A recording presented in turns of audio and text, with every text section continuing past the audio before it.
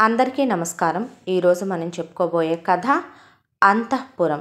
కథలోకి వెళ్ళబోయే ముందు మీరు కనుక మన ఛానల్ని ఫస్ట్ టైం చూస్తున్నట్లయితే తప్పకుండా మన ఛానల్ని లైక్ చేయండి, షేర్ చేయండి, సబ్స్క్రైబ్ చేయండి, బెల్ ఐకాన్ క్లిక్ చేసి ఆల్ అనే బటన్ని ప్రెస్ చేయడం మర్చిపోకండి. కథను ఎక్కడ స్కిప్ చేయకుండా వినండి. మరి కథలోకి వెళ్ళిపోదామా? అందమైన భవంతి. అది చాలా పెద్ద భవంతి. దాదాపు 10 ఎకరాల స్థలంలో కట్టినటువంటి చాలా పెద్ద భవంతి, అందమైన భవంతి. ఆ అందమైన భవంతి పేరు అంతఃపురం. ఆ అంతఃపురానికి ఇంటి యజమాని భానుమూర్తి. అతని భార్య పేరు విమల. అతని పెద్ద కొడుకు అనిల్, అతని కూతురు రమ్య. ఆ ఇంట్లోనే డ్రైవర్గా ఎప్పటినుంచో పనిచేస్తున్న అతని పేరు రమణ. ఆ రమణ భార్య పేరు కమల. వాళ్ళకి 2 కూతుళ్ళు. పెద్దమ్మాయి పేరు సరిత, రెండో అమ్మాయి పేరు సునీత. ఇంటి ఓనరు భానుమూర్తికి చాలా రకాల వ్యాపారాలున్నాయి. అతను పారిశ్రామికవేత్త. దాంతోపాటు ఏవేవో వ్యవహారాలు నడుపుతూ ఉంటారు భార్యాభర్తలిద్దరూ కూడా.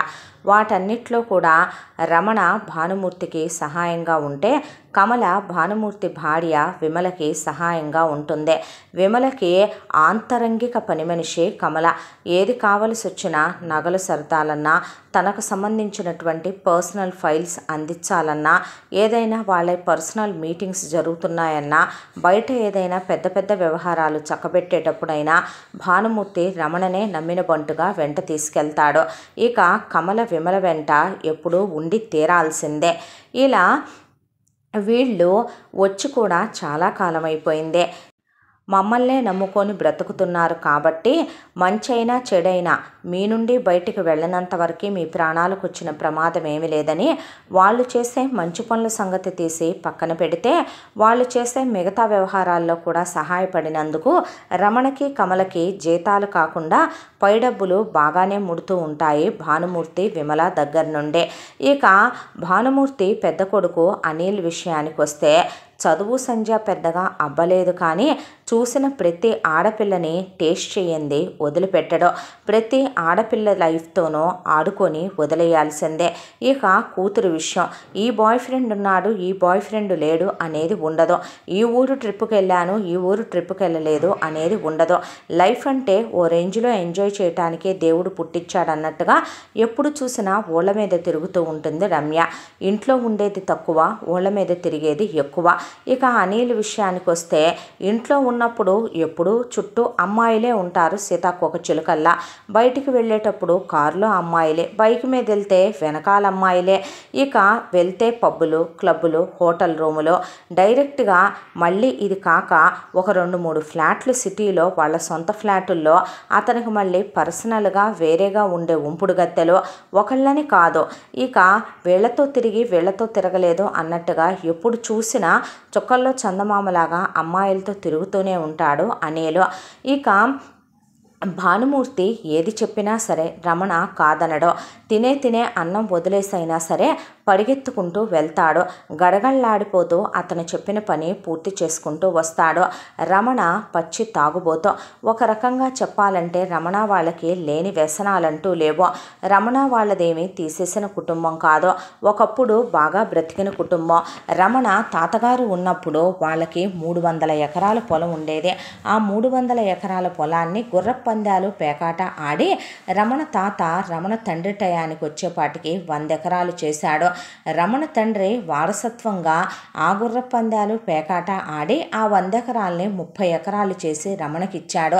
ఎకరం 25 లక్షలు ఖరీదు చేసే ఆ 10 ఎకరాల పొలం కాస్త రమణ వారసత్వంగా తీసుకుని దాన్ని పేకాటల్లో గుర్రపందాల్లో పెట్టి మొత్తం పోగొట్టి చివరికి వీధిన పడి ఏం చేయాలో అర్థం కాక అప్పుల పాలైపోయి నిలువ నీడ లేకుండా అప్పుల వాళ్ళు కొట్టి తిట్టి వెళ్ళగొడితే భార్యతో 2 పిల్లలతో కట్టుబట్టలతో నడివీధిలో నిలబడి అలా రోడ్డు మీద పడి వస్తున్న సమయంలో అనుకోకుండా భానుమూర్తి ఏదో పెద్ద వ్యవహారం చక్కబెట్టి వస్తూ ఉండగా అతనికి యాక్సిడెంట్ జరిగింది.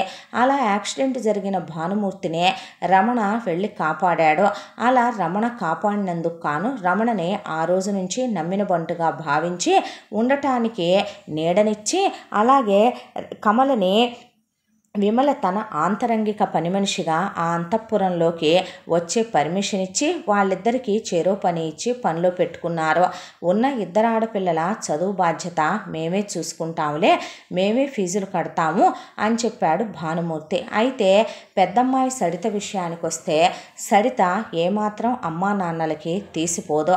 కమల ఎంతసేపు కూడా విమల కట్టి తీసి పారేసిన చీరలు, అలాగే విమల కూతురు రమ్య వేసి తీసేసిన డ్రెస్సులు తీసుకొచ్చి తమ కూతుళ్ళని వేసుకోమని, అలాగే తమ కూతుళ్ళని వాళ్ళు చదివిస్తారు కాబట్టి మీకు నచ్చింది చదువుకోండి, పెద్ద కాలేజీల్లో చదువుకోండి అని చెప్తూ ఉండేదే. వాళ్ళు వాడేసిన కాస్మెటిక్స్, వాళ్ళు వాడేసిన హెయిర్ బ్యాండ్లు, వాళ్ళు వాడేసినవే, వాళ్ళు తినేసినవే అడుగు బొడుగులు తీసుకొచ్చి ఇవి తినేసి కానిచ్చేయండి అని చెప్తే చిన్నమ్మాయి సునీత మాత్రం చాలా ఆత్మాభిమానం, ఆత్మగౌరవం గల పిల్ల. మా తాతలు నేతులు తాగారు, మా మూతులు వాసన చూడండి అన్నట్టు బ్రతికే బ్రతుకు కూడా ఒక బ్రతికేనా నాన్న? మీ తాతల నాటి నుండి నీ దగ్గరకు వచ్చేపాటికి మా బతుకులు చివరికి ఇలా ఒకళ్ళ పడిపంచన పడి బతికే స్థితికి తీసుకొచ్చావు నువ్వు. నీ సంపాదన ఎంతో, అందులో నుంచి నువ్వు కొనిపెట్టినప్పుడే నేను బట్టలు వేసుకుంటా, ఎవరూ వేసి తీసేసినవి నేను వేసుకోను. మన తాత ముత్తాతలే ఊళ్ళో దేవాలయాలు కట్టించారు, ఎన్నో మంచి పనులు చేశారు. అలాంటిది ఒకళ్ళు వేసి తీసేసిన బట్టలు నేనేసుకోవటం ఏంటి? ఒకళ్ళ లిప్స్టిక్లు, అలాగే ఒకళ్ళు వాడేసిన చెప్పులు, ఒకళ్ళు వాడేసిన హెయిర్ బ్యాండ్లు, ఒకళ్ళు తినేసిన కంచాల్లో ఎంగిళ్ళు తినాల్సిన అవసరం నాకేంటి అని సునీత అస్సలు ముట్టుకునేది కాదు. అవే సరిత మాత్రం ఆ శాసగా అమ్మ ఎప్పుడు ఏమేం తెచ్చుద్దా లోపల నుంచి బయటకని అవుట్ హౌస్లో ఎదురు చూస్తూ కూర్చుండేదే. పిల్లల వ్యక్తిత్వాలు రెండిట్లో కూడా చాలా తేడా ఉంది. సరితకి బాగా లేఖితనం, లో క్లాస్ తనం ఎక్కువ. ఏదున్నా సరే గిఫ్ట్లన్నా, ఎవరైనా ఏదైనా ఆ ఇంట్లో ఫంక్షన్లు జరుగుతున్నా ఏదైనా సరే మనిషి తబ్బి ఉబ్బిబ్బైపోయి మనిషి ఓ తనదే అంతా అన్నట్టుగా ఎవరిలోకైనా సరే వెళ్ళి వెకిలిగా వాగేసే, వాళ్ళందరితో మొత్తం నాదే కదా అన్నట్టు కలిమిడిగా తిరిగేసే, వాళ్ళు చీచా అన్న దులిపేసుకుని వెళ్ళిపోయే తత్వం సరితది. కానీ సునీత మాత్రం ఎవరు ఏమైనా అనుకోనివ్వు, ఇల్లు కదలదో, అయితే స్కూలు, లేదంటే కనుక ఇంట్లో కూర్చొని చదువుకోవటం, అంతకు మించి మరో ప్రపంచం ఎరుగని పిల్ల సునీత. ఆత్మాభిమానం గల పిల్ల.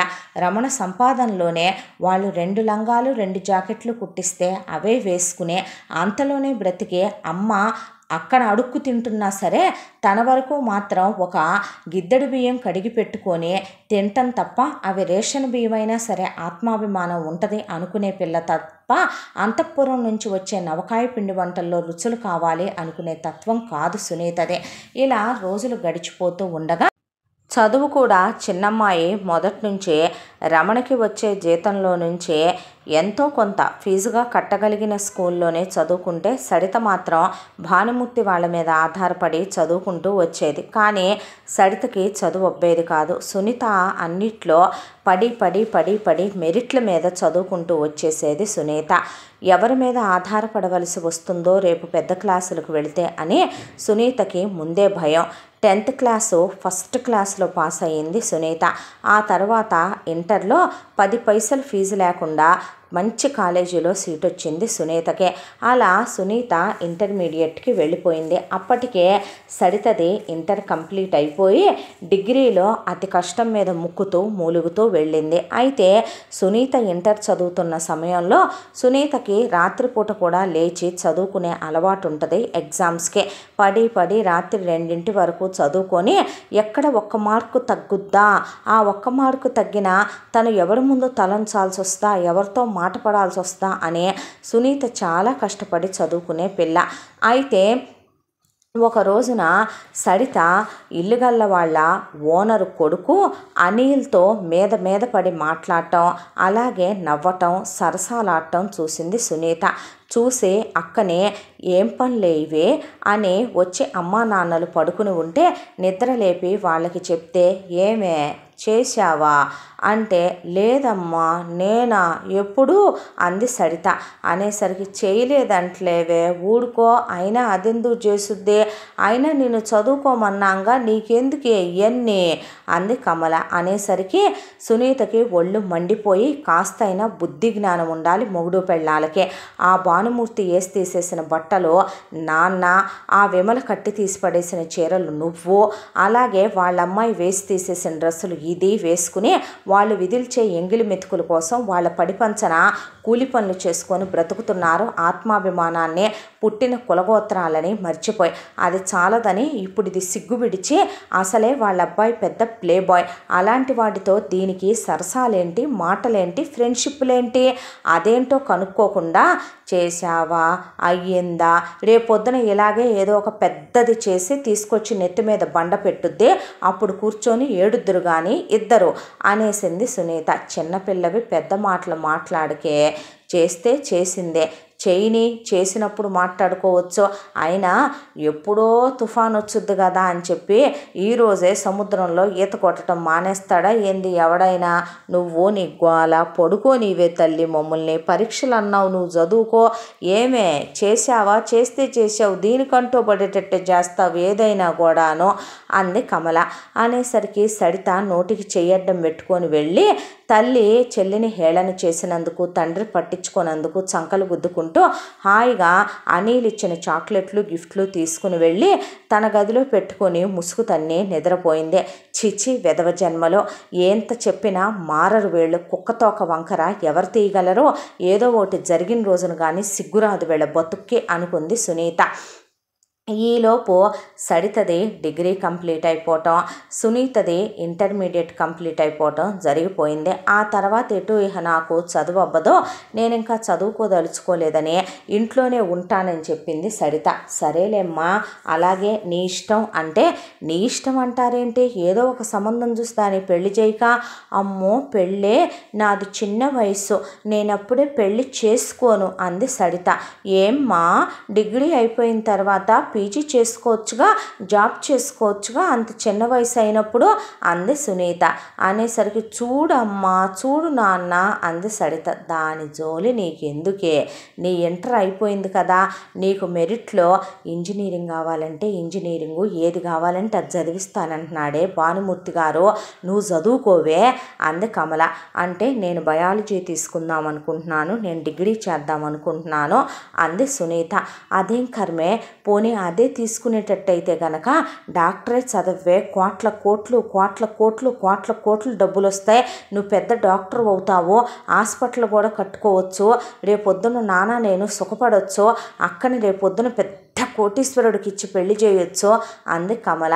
అంతే తప్ప ఎవరికో దిక్కులేని వాళ్ళకి మంచి చేయొచ్చు, లేదా నలుగురు అనాథల్ని ఆదుకోవచ్చు అనే మాట మాత్రం నీ నోటికి రాదు కదా.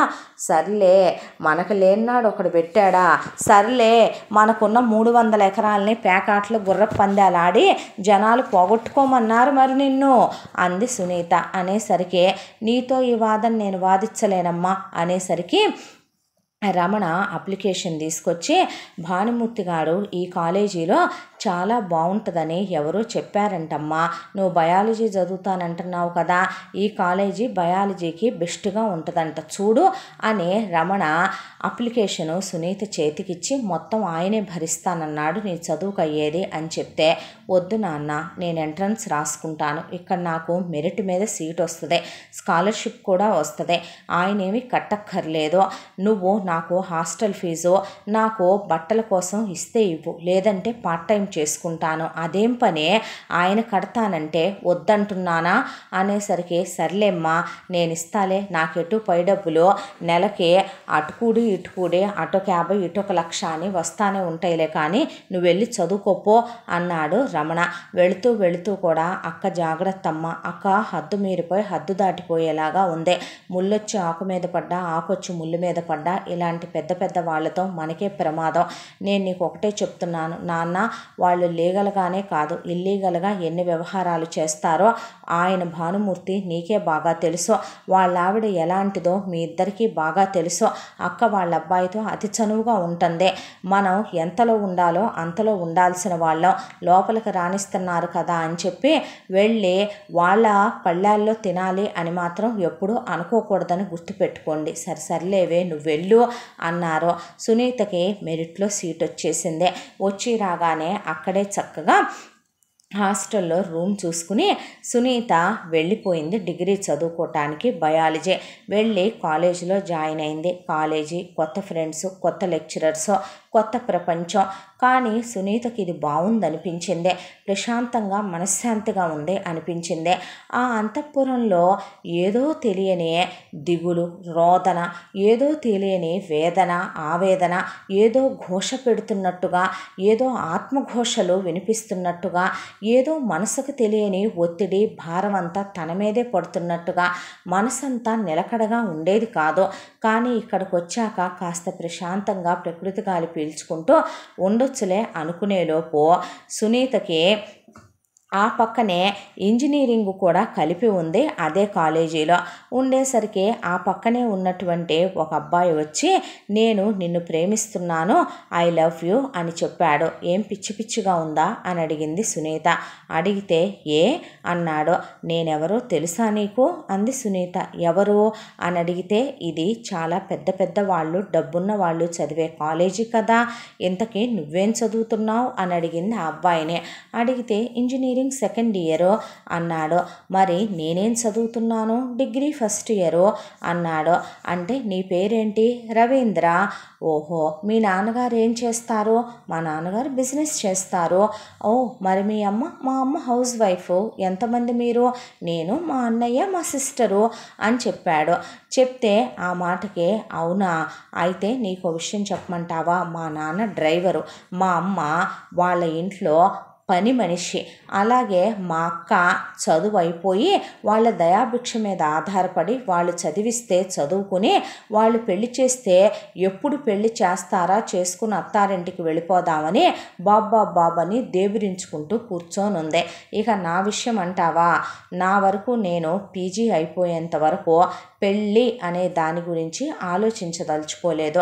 నువ్వు అనవసరంగా టైం వేస్ట్ చేసుకోకే అంది. నేను నిన్ను పెళ్ళి అని వెంటనే చేసుకోమల్లా, ప్రేమించుకుందామని చెప్తున్నాను అనేసరికి పిచ్చా నీకు, ప్రేమంటావేంటి, పెళ్ళే వద్దంటే నీకేమైనా పిచ్చా, నేను చెప్తే అర్థం కాదా, నువ్వు నాకు నచ్చావు, నువ్వంటే నాకు చాలా ఇష్టం, నేను నిన్ను 1 month నుంచి చూస్తున్నాను తెలుసా, 1 monthలోనే నా గురించి ఏం తెలిసిపోయింది.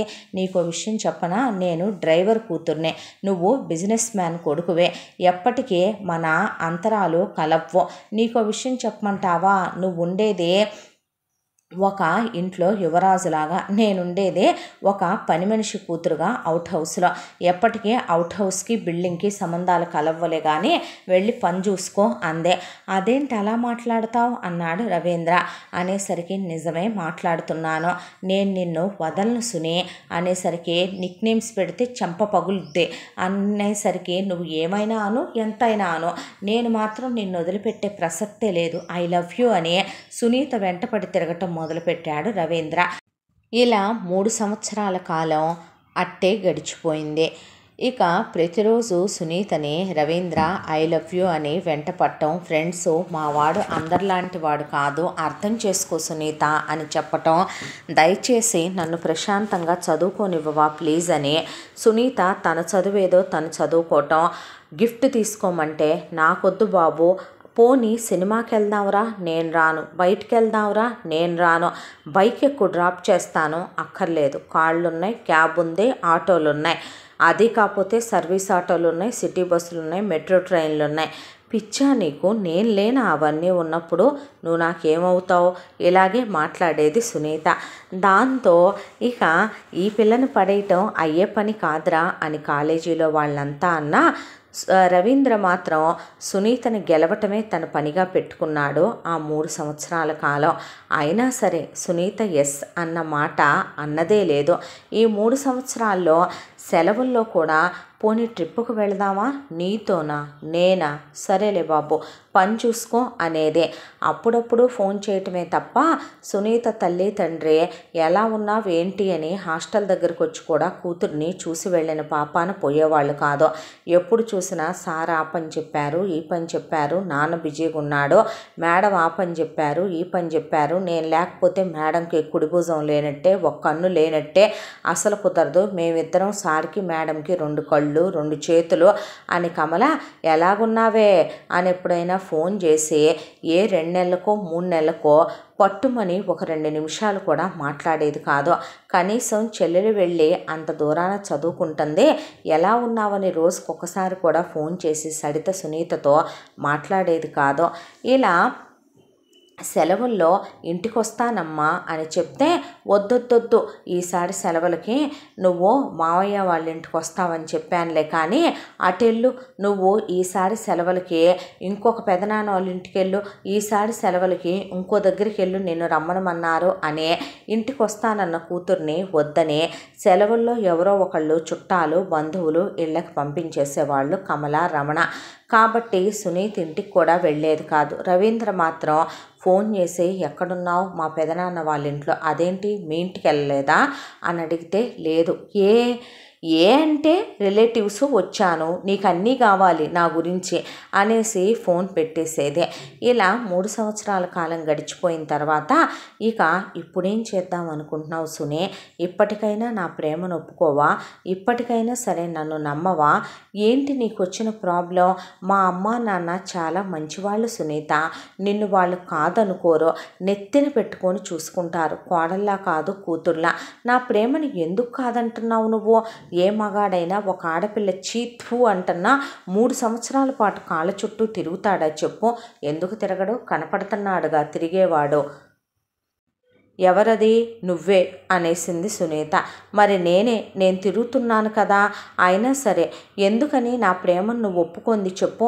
నేనేమైనా అందరిలాగా వాడుకొని వదిలేస్తానన్నానా? ఏమో నా తెలియదు. వస్తే నువ్వు వాడుకునే రకమో వాడుకోని రకమో ఎవరికి తెలుసు అంది సునీత. పిచ్చి మాటలు మాట్లాడకు. ఎప్పుడైనా ఆ ఉద్దేశంతో అసలు నేను నీతో మాట్లాడానా? నేను నీతో మాట్లాడితేనేగా నీలో ఏ ఉద్దేశాలు ఉన్నాయో నాకు తెలియటానికి బాబు. ఎందుకు నేను ఇంటికి వెళ్తున్నాను అంటే అదేంటి మళ్ళీ పీజీకి అప్లై చేస్తానన్నావు? అవును, పీజీకి అప్లై చేయాలంటే ముందు సెలవుల్లో ఇంటికి వెళ్ళాలి కదా. నేను ఫైనల్ ఇయర్ అయిపోయింది కదా, నీ ఇంజనీరింగ్ కూడా అయిపోయిందిగా, నువ్వేం చేద్దామనుకుంటున్నావు? నువ్వు పీజీలో చేరతానంటే నేను నీతో పాటు ఇక్కడే జాయిన్ అవుతా. అవునా? అయితే అస్సలు జారను నేను అంది సునీత. అనేసరికి పిచ్చి పట్టిందా నీకు? ఏం మాట్లాడుతున్నావు నువ్వు అన్నాడు రవీంద్ర. నీకు దండం బాబు, నాకు బస్ టైం అవుతోందని సునీత బయలుదేరి మళ్ళీ వాళ్ళ ఊరికి వెళ్ళిపోయింది. తిరిగి అంతఃపురంలో ప్రవేశించింది.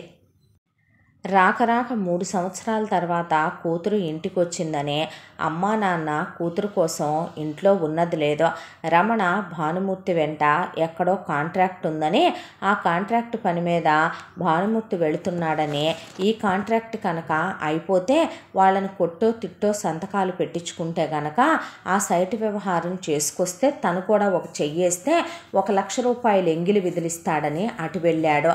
ఇక విమల షాపింగ్కి వెళుతోందని కమల విమల వెంట వెళ్ళి విమలకి మధ్యలో మంచినీళ్ళు అలాగే విమలకు అవి ఇవి అందిస్తే వచ్చేటప్పుడు ఏదో ఒకటి విదిలించకపోద్దా అని విమల వెనకాలే పడి కమల వెళ్ళిపోయింది. ఇక ఇంట్లో సరితొక్కటే ఉంది.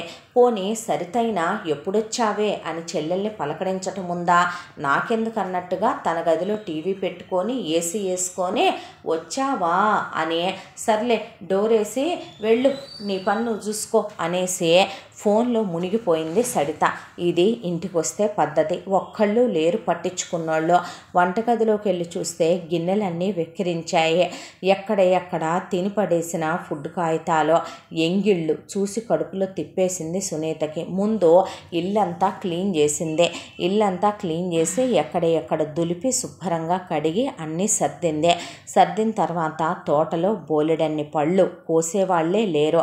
వెళ్ళి తోటలో బోలెడన్ని పళ్ళ చెట్లు ఉన్నాయి. ఈ పళ్ళ చెట్ల పళ్ళు ఎందుకు ఎప్పుడు ఎవరు కొయ్యరు, అవి అలా రాలిపోవలసిందే అని చెప్పి చక్కగా బుట్ట ఎత్తుకెళ్ళి ఆ బుట్టలోకి ఆ చెట్టువి తనకు నచ్చినవన్నీ చక్కగా పళ్ళు కోసుకొచ్చి వాటితో ఫ్రూట్ సలాడ్ చేసి 4-5 రకాల వంటలు చేసి అవే ఒక బౌల్ తిని కాసేపు పని చేసి అలసటగా ఉందని అడ్డం పడింది సునీత. అప్పుడు వచ్చింది కమల ఇంటికి. ఎప్పుడొచ్చావే అనుకుంటూ. అబ్బో ఇన్నాళ్ళకి గుర్తొచ్చేసింది నీకు మరి చిన్న కూతురు అంది సునీత. చాలే ఊరుకోవే, నేను నిన్ను మర్చిపోతానా ఏంటి? మరీ కాపోతే ఇదిగో ఇట్రా, ఇన్నాళ్ల నుంచి ఏందనుకుంటున్నా భానుమూర్తి గారికి కాంట్రాక్టుల మీద కాంట్రాక్టులు, అలాగే ఆ విమలమ్మ గారేమో ఆ కాంట్రాక్టర్లేమో అయి కాదు ఈ కాదు అంటే మరి వాళ్ళ పెళ్ళాలను కిడ్నాప్ చేసి వాళ్ళ ఇంట్లో వాళ్ళని కిడ్నాప్ చేసి తెచ్చి గోడౌన్లో పడేసి నాన్న సాయం చేసి నేను సాయం చేసి వాళ్ళు విదిలించిన డబ్బులు ఏమన్నా ఊరికినే పానిచ్చాను అనుకుంటున్నావా ఏంటి? ఇదిగో అక్కకేమో ఈ పెద్ద హారం తీసుకున్నా, నీకేమో చిన్నదానివి కాబట్టి ఈ చిన్ని నెక్లెస్ తీసుకున్నా, అక్కకేమో ఈ పెద్ద చెవికి బుట్టలు తీసుకున్నా, నీకేమో ఈ చిన్ని చెవి కమ్మలు తీసుకున్నా. అవి కూడా నేను అడగలేదే నిన్ను. సర్లే నీకు వద్దంటే అక్కకే పెడదాం, ఏముంది దాంట్లో, నీ ఇష్టం, నీకు నచ్చితే తీసుకో లేకపోతే లేదో అనేసి కనీసం తిన్నావా తినలేదా అని కూడా అడగకుండా మేడం పిలుస్తారు, మళ్ళీ నా కోసం ఎదురు చూస్తూ ఉంటారు.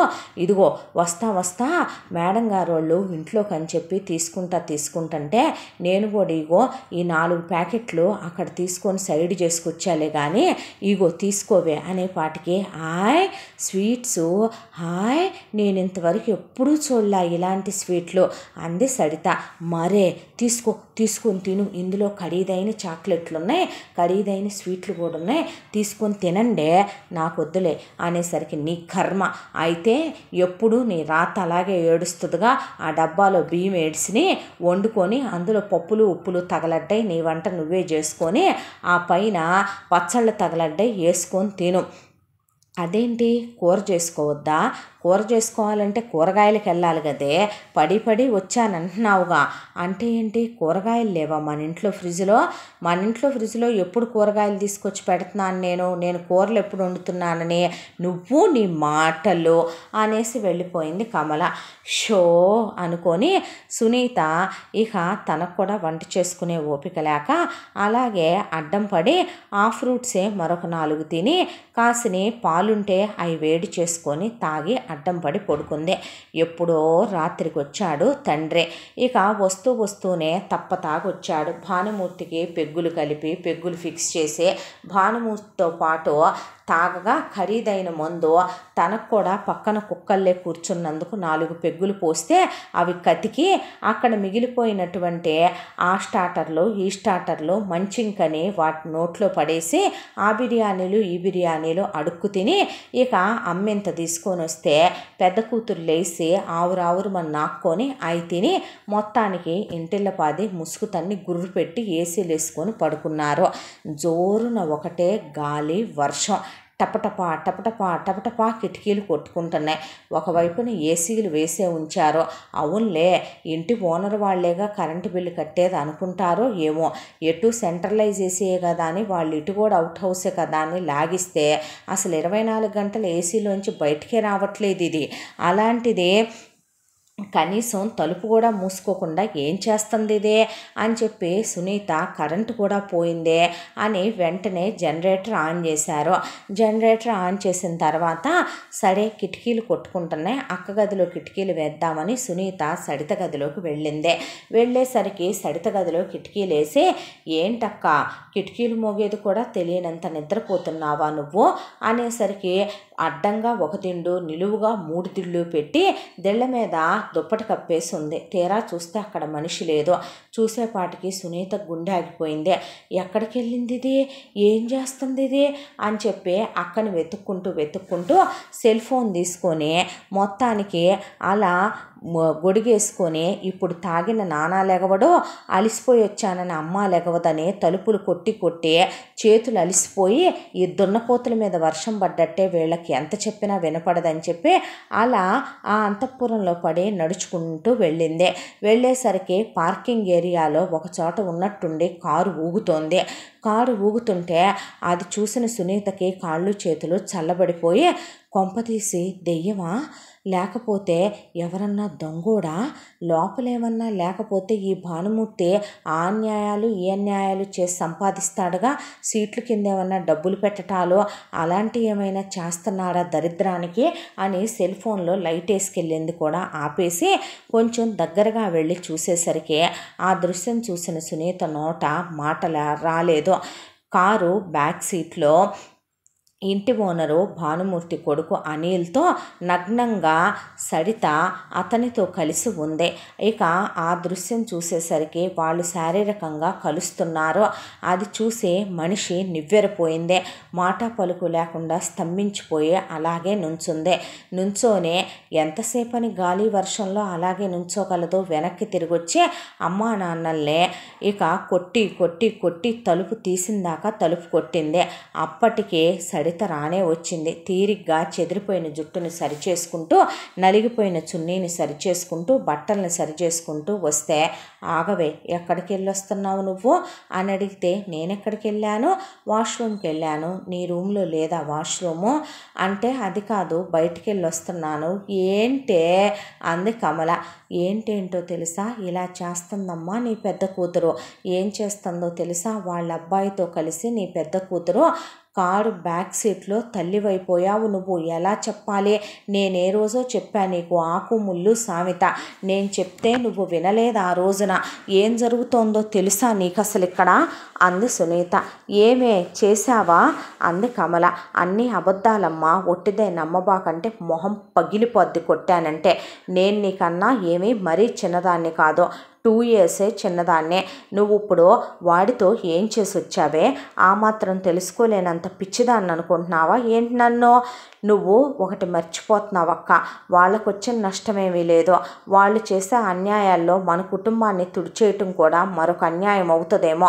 కానీ తాత ముత్తాతల కాలం నుంచి 7 తరాలుగా చూస్తూ వస్తే 10 మందికి పెట్టిన వాళ్ళమే తప్ప ఒకళ్ళ దగ్గర బిచ్చమెత్తుకున్న వాళ్ళం కాదు. మనిషి ఆత్మాభిమానంతో బ్రతకాలి. తప్పుడు పనులు చేయకూడదు. వాడుకుంటారు, వదిలేస్తారు. రేపొద్దున ఏదైనా జరగడానికి జరిగితే మాకేంటి సంబంధం అంటారు. బుద్ధి పనిచేస్తుందా మీకు నేను చెప్తుంటే అంది సునీత. ఎందుకమ్మా అంతంత పెద్ద పెద్ద మాటలు అంది కమల. నీకు బుద్ధి ఉండాలి. అది తప్పు చేసిందంటే ఓ దెబ్బ కొట్టాల్సింది పోయి నన్ను పెద్ద పెద్ద మాటలు అంటావేంటే, వాడితో కులికొస్తుందని చెప్తుంటే అవునే వెళ్ళాను. ఇప్పుడేంటి, నేను ఇక్కడికి వచ్చినప్పటి నుంచి ఈ ఇంటికి నేను ఎప్పుడైతే కనుక పెద్ద మనిషి అయ్యానో అప్పటి నుంచి అనిల్ నన్ను లవ్ చేస్తున్నాడు. నాకు బోలెడన్ని గిఫ్ట్లు కొనిచ్చాడు. నన్ను బోలెడన్ని సార్లు బయటికి తీసుకెళ్ళాడు. అతను ఎప్పుడు పిలిస్తే అప్పుడు నేను వెళ్తానే. అతనికి కావలసిన సుఖాన్ని నేను ఇస్తాను, నాకు కావలసిన సుఖాన్ని అతను ఇస్తాడు. అతను నన్ను పెళ్లి చేసుకుంటానన్నాడమ్మా. ఏంటి నిజమే అంది కమల. అవును నిజమా అన్నాడు రమణ. నిజం నాన్న, నిజమమ్మా. వామ్మో, ఇంకేముంది, అంతఃపురానికి నువ్వు కోడలు అవుతావా అనేసరికి నీ చిన్న కూతురు నన్నెక్కడ అవనిచ్చేటట్టుంది అంది సరిత. అంటే ఏంటక్క, నువ్వు పెళ్లి చేసుకోవటం కోసం నువ్వు పెద్ద మనిషి అయిన దగ్గర నుంచి ఇప్పుడు నీ వయసు అంతే. నా డిగ్రీ అయిపోయింది. నా డిగ్రీ అయిపోయిన తర్వాత నాకన్నా 2 ఏళ్ళు పెద్దదానివి నువ్వు. ఇన్నేళ్లుగా వాడికి నువ్వు ఏం పంచొస్తున్నావు? నీ శరీరాన్న. పెళ్లి చేసుకుంటాననేవాడెప్పుడు ముందు శరీరాన్ని పంచు, నిన్ను వాడుకుంటాను, అన్నీ కరెక్ట్గా ఉన్నాయో లేదో టెస్ట్ చేసుకుంటాను, అప్పుడు పెళ్లి చేసుకుంటాను అని చెప్పడే. చాలామంది కోటీశ్వర్లు చాలామంది పేద పిల్లల్ని పెళ్ళిళ్ళు చేసుకుంటున్నారు. చాలామంది డబ్బున్న అబ్బాయిలు డబ్బులు లేని అమ్మాయిల్ని పెళ్ళిళ్ళు చేసుకుంటున్నారు. కానీ పెళ్ళి చేసుకున్న తరువాతే మిగతాయి చేస్తున్నారు.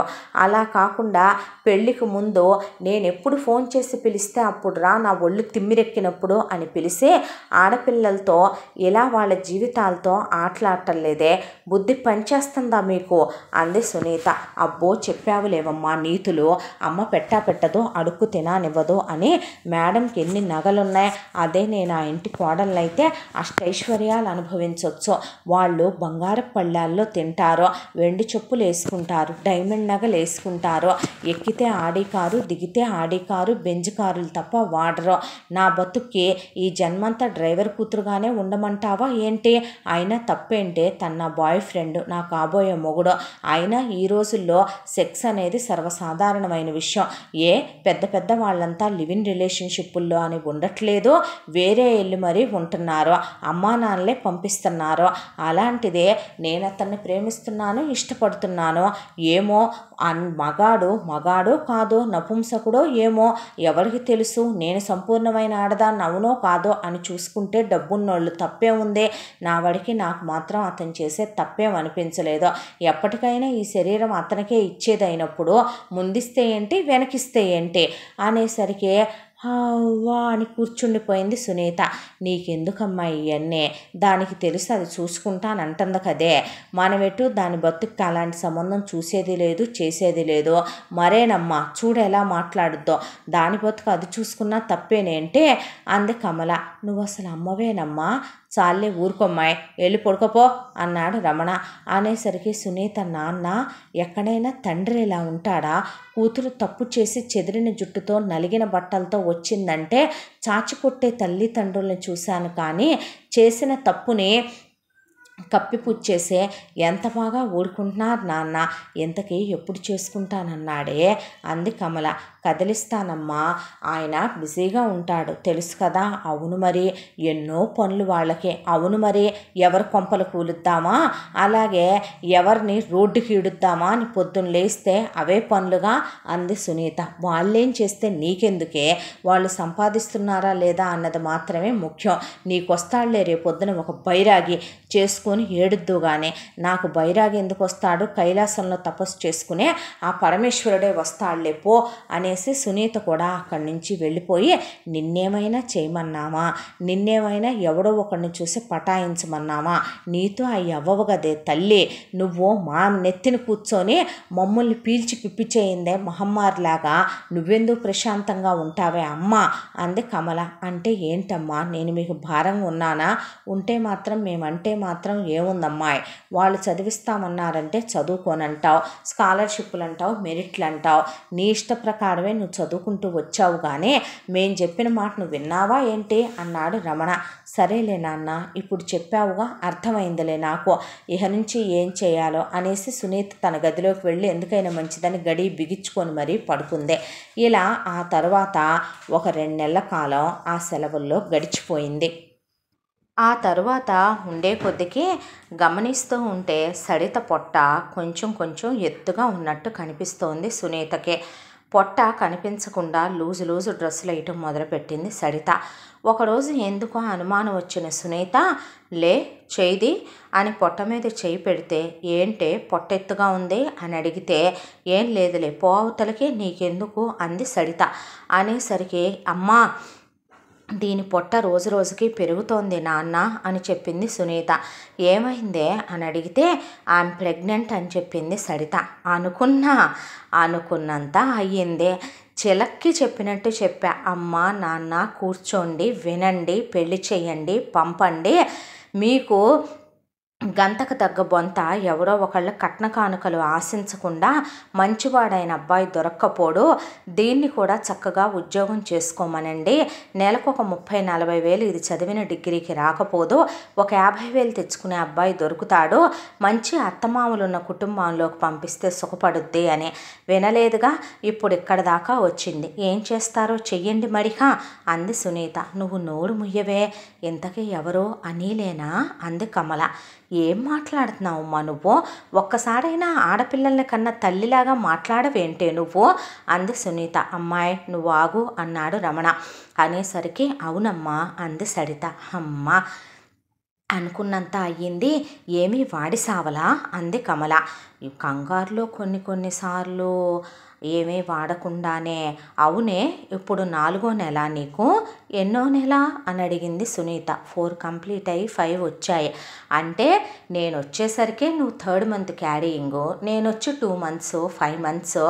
ఒకవైపున పొట్ట పెట్టుకునే నువ్వు కార్లు చక్కగా వాటిల్లో మాత్రం ఎంజాయ్ చేయడానికి ఎప్పుడు పిలిస్తే అప్పుడు వెళ్ళొస్తున్నావు అనమాట. What a great women. నిన్ను ఆదర్శంగా తీసుకుంటే ఆడపిల్లల్లో సగం మంది పురుగుల మందు దాగి సస్తారే అంది సునీత. నోరు మొయ్, తను నన్ను ప్రేమిస్తున్నానన్నాడు, పెళ్లి చేసుకుంటానన్నాడు.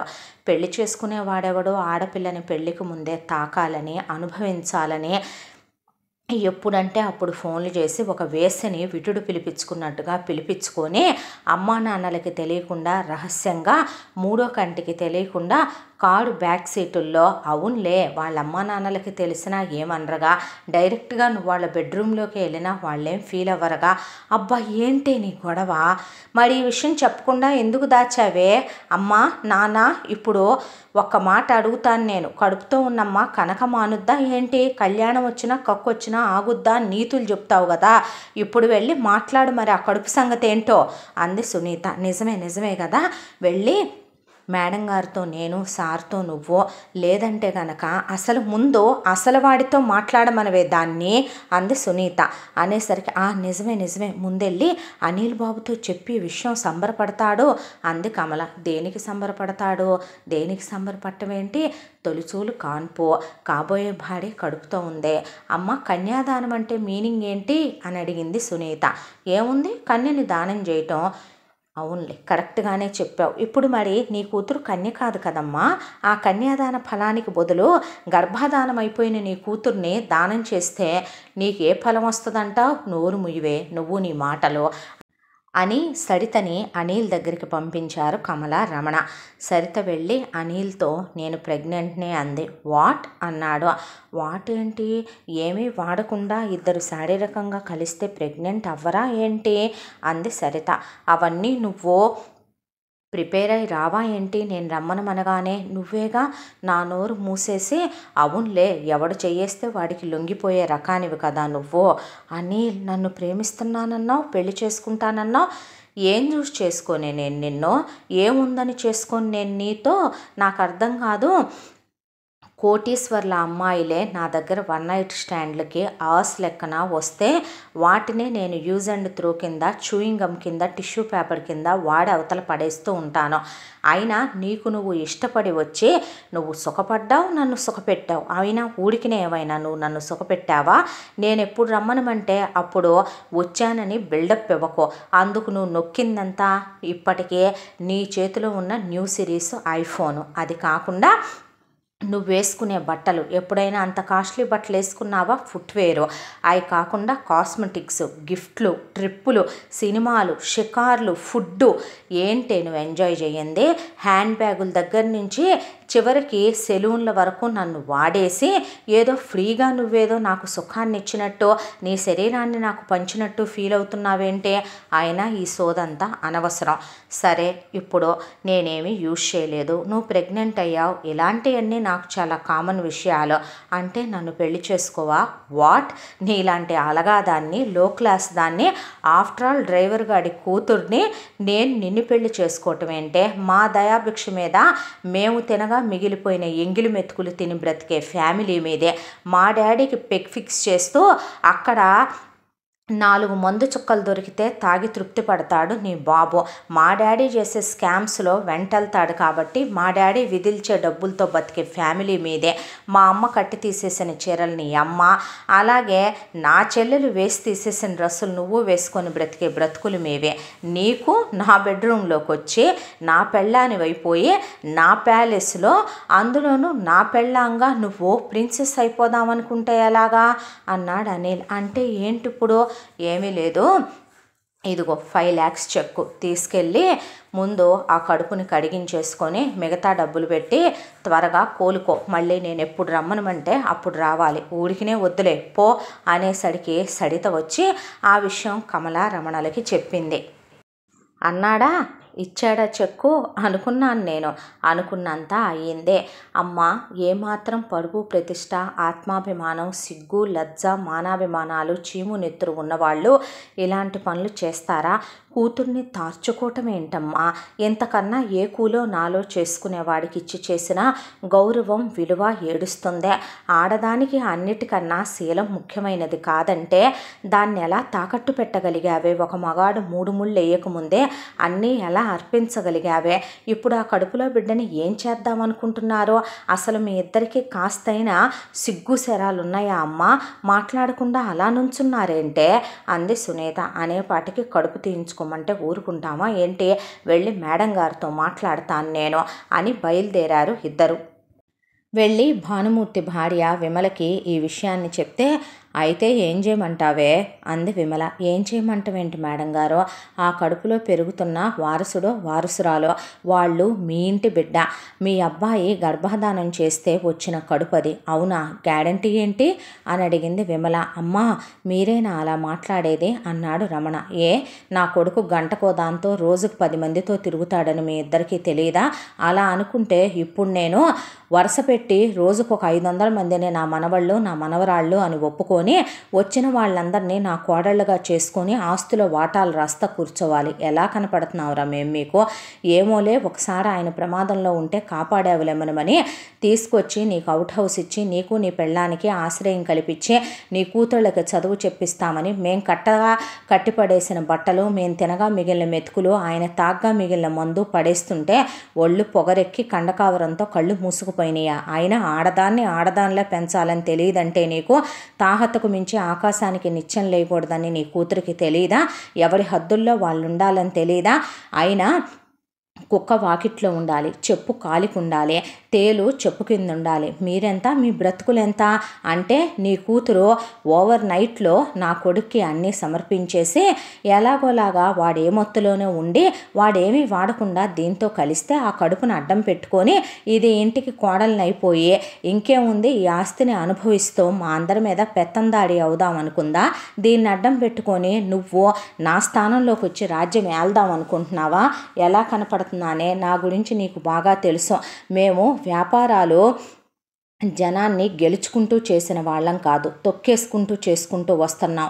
మా సంగతి తెలిసి కూడా అనవసరంగా మా జోలికి రావద్దు. అయినా ఇలాంటివన్నీ మాకేమీ కొత్త కాదు. మా అబ్బాయి 5 లక్షల డబ్బులు ఇచ్చాడు కదా, అందులో మహా అయితే కనుక ఫ్యామిలీ డాక్టర్ ఉంది.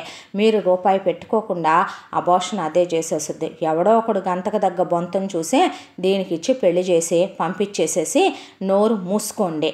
మర్యాదగా బయటికి వెళ్ళకపోతే గనక మీ శాలరీలే గల్లంతవుతాయి, జాగ్రత్త అని చెప్పింది భానుమూర్తి భార్య. దాంతో కమల రమణ వచ్చి ఆలోచించుకొని అక్కడికి కనీసం ఆవిడ చెప్పింది వింటమా లేదంటే వాళ్ళ తప్పు అనుకోవటమా, పిల్లని తప్పుడు పెంపకం పెంచినందుకు 4 దెబ్బలు వేయటమా, ఇలా ఏదో ఒకటి ఉంటుంది. కానీ అలా కాకుండా ముందు అక్కడి నుంచి ఇల్లు ఖాళీ చేసి పౌరుషానికి బయటికి వెళ్ళి ఒక ఇల్లు అద్దెకి తీసుకొని వెంటనే కోర్టులో కేసేశారు భానుమూర్తి కొడుకు అనిల్ మీద.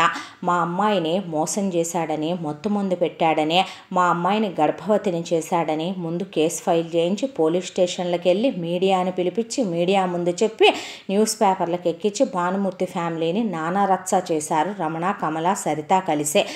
ఏంటమ్మా ఇదంతా అని సునీత అంటే నోరు ముయ్యవే అని వాళ్ళందరూ వచ్చి రమణతో కమలతో ఎలా జరిగింది అంటే దాన్నే అడగండి. ఏం మేడం మీకు ఎలా మొత్తం మంది ఇచ్చాడు, మిమ్మల్ని ఎలా లొంగ తీసుకున్నాడో తెలియదండి. నన్ను రమ్మని పిలిచారు, ఏదో ఇది తాగు అని ఫ్రూట్ జ్యూస్ ఇచ్చాడు, అందులో మొత్తం మందు కలిపాడు. ఆ తర్వాత ఏం జరిగిందో నాకు తెలియదు. ఆ తర్వాత నేను గర్భవతిని అయ్యాను. ఆయనే చేశాడని ఎలా తెలుసు? అప్పుడు తనేనండి నన్ను పిలిచాడు. ఆ తర్వాత నేను గర్భవతిని అయ్యానంటే ఈ కడుపుకి నాకు ఏ సంబంధం లేదని మమ్మల్ని కొట్టి తిట్టి ఇంట్లో నుంచి బయటికి గెంటేసి మా అమ్మ నాన్నల్ని పనిలో నుంచి తీసేసి నా జీవితాన్ని కాలరాయాలని, ఈ బిడ్డని తండ్రి లేని బిడ్డని చేయాలని చూస్తున్నారు. మీరే మాకు న్యాయం చేయాలి అంది సరిత.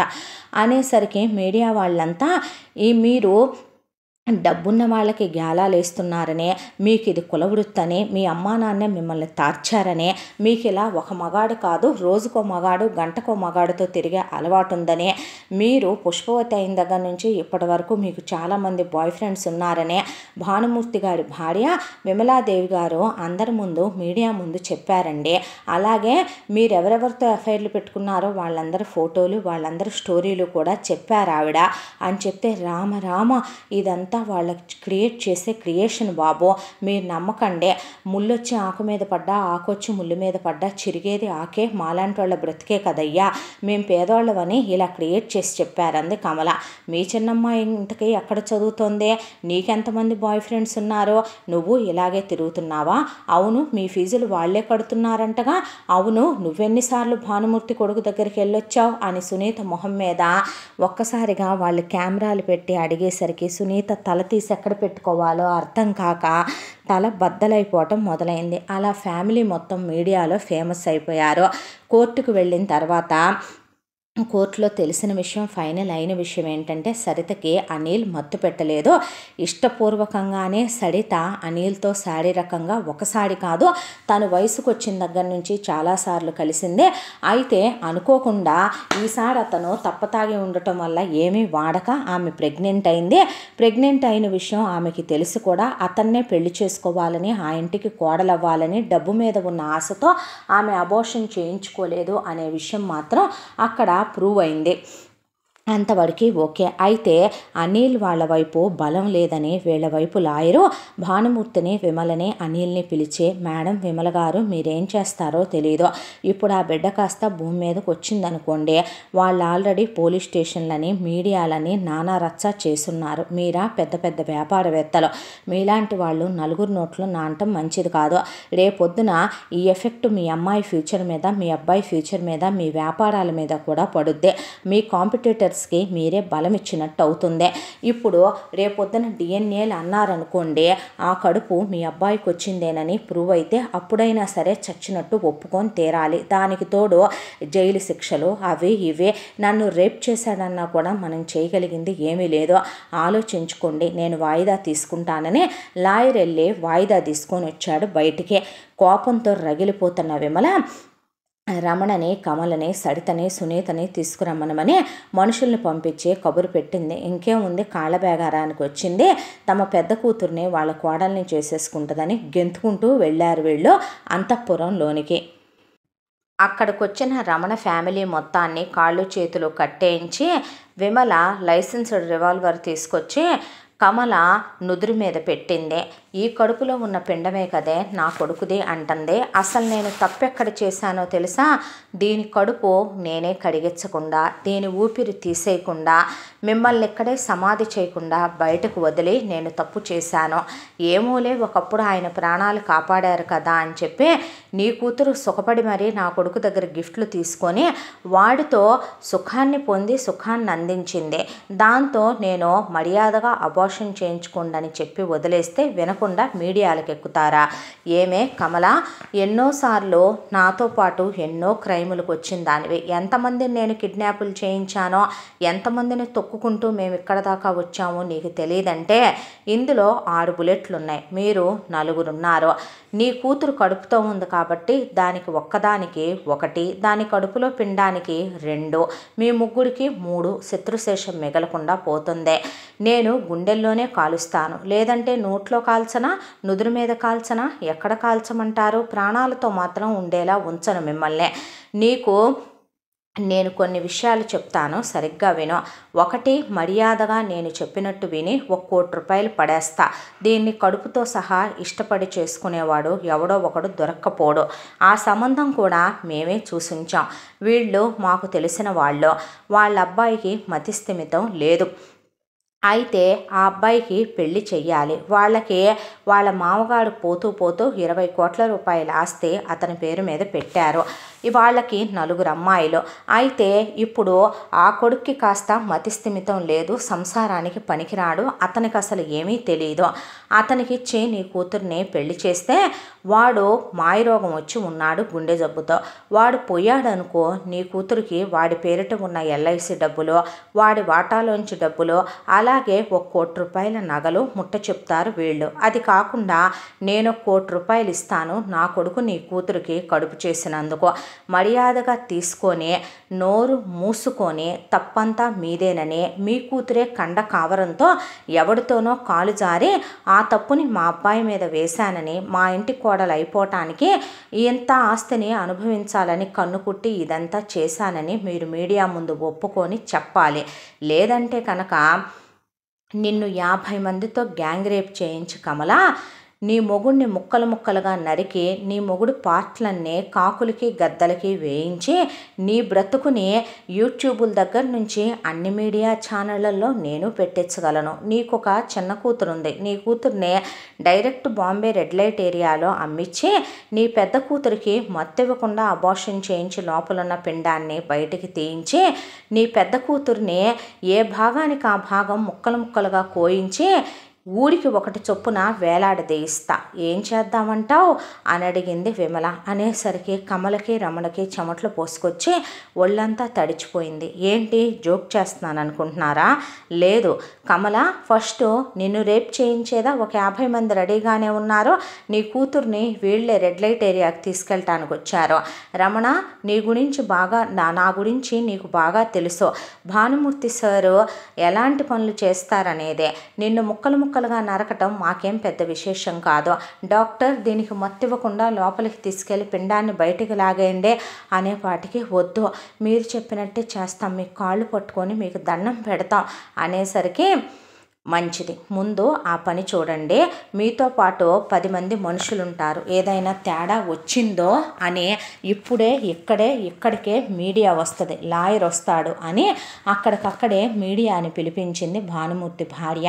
మీడియా అందరి ముందు తప్పు నాదేనని, నా కడుపులో బిడ్డకి అనిల్కి ఎలాంటి సంబంధం లేదని, నేనే కాలేజీలో చదువుకునే రోజుల్లో ఒక అతన్ని ఇష్టపడ్డానని, రెగ్యులర్గా అతనితో కలిసేదాన్నని, మా అమ్మ నాన్నని నేనే తప్పుదావ పట్టించానని, మా నాన్న సాడి పని మీద మా అమ్మ మేడం పని మీద తిరుగుతుంటే మా చెల్లెలు చదువుకోవటానికి హాస్టల్కి వెళ్తే నేనే వాడితో కాలు జారి కడుపు తెచ్చుకున్నానని, కానీ వాడు నన్ను మోసం చేశాడు, ఊడు వదిలిపెట్టి వెళ్ళిపోయాడు. ఆ తర్వాత Instagram, Facebook, Snapchat, phone number అన్నీ చేంజ్ చేసేసాడు. దాంతో ఈ కడుపులో బిడ్డను పెట్టుకొని ఏం చేయాలో ధైర్యం సరిపోలేదు, అబార్షన్ చేయించుకోవాలంటే భయం వేసింది. అందుకే అనిల్ సారు చాలా మంచివాళ్ళు, నన్ను ఆదరించి పిలిచి సొంత చెల్లెల్లాగా అవి ఇవి తినమనమని వాళ్ళ చెల్లెలతో సమానంగా చూసుకునేవారు.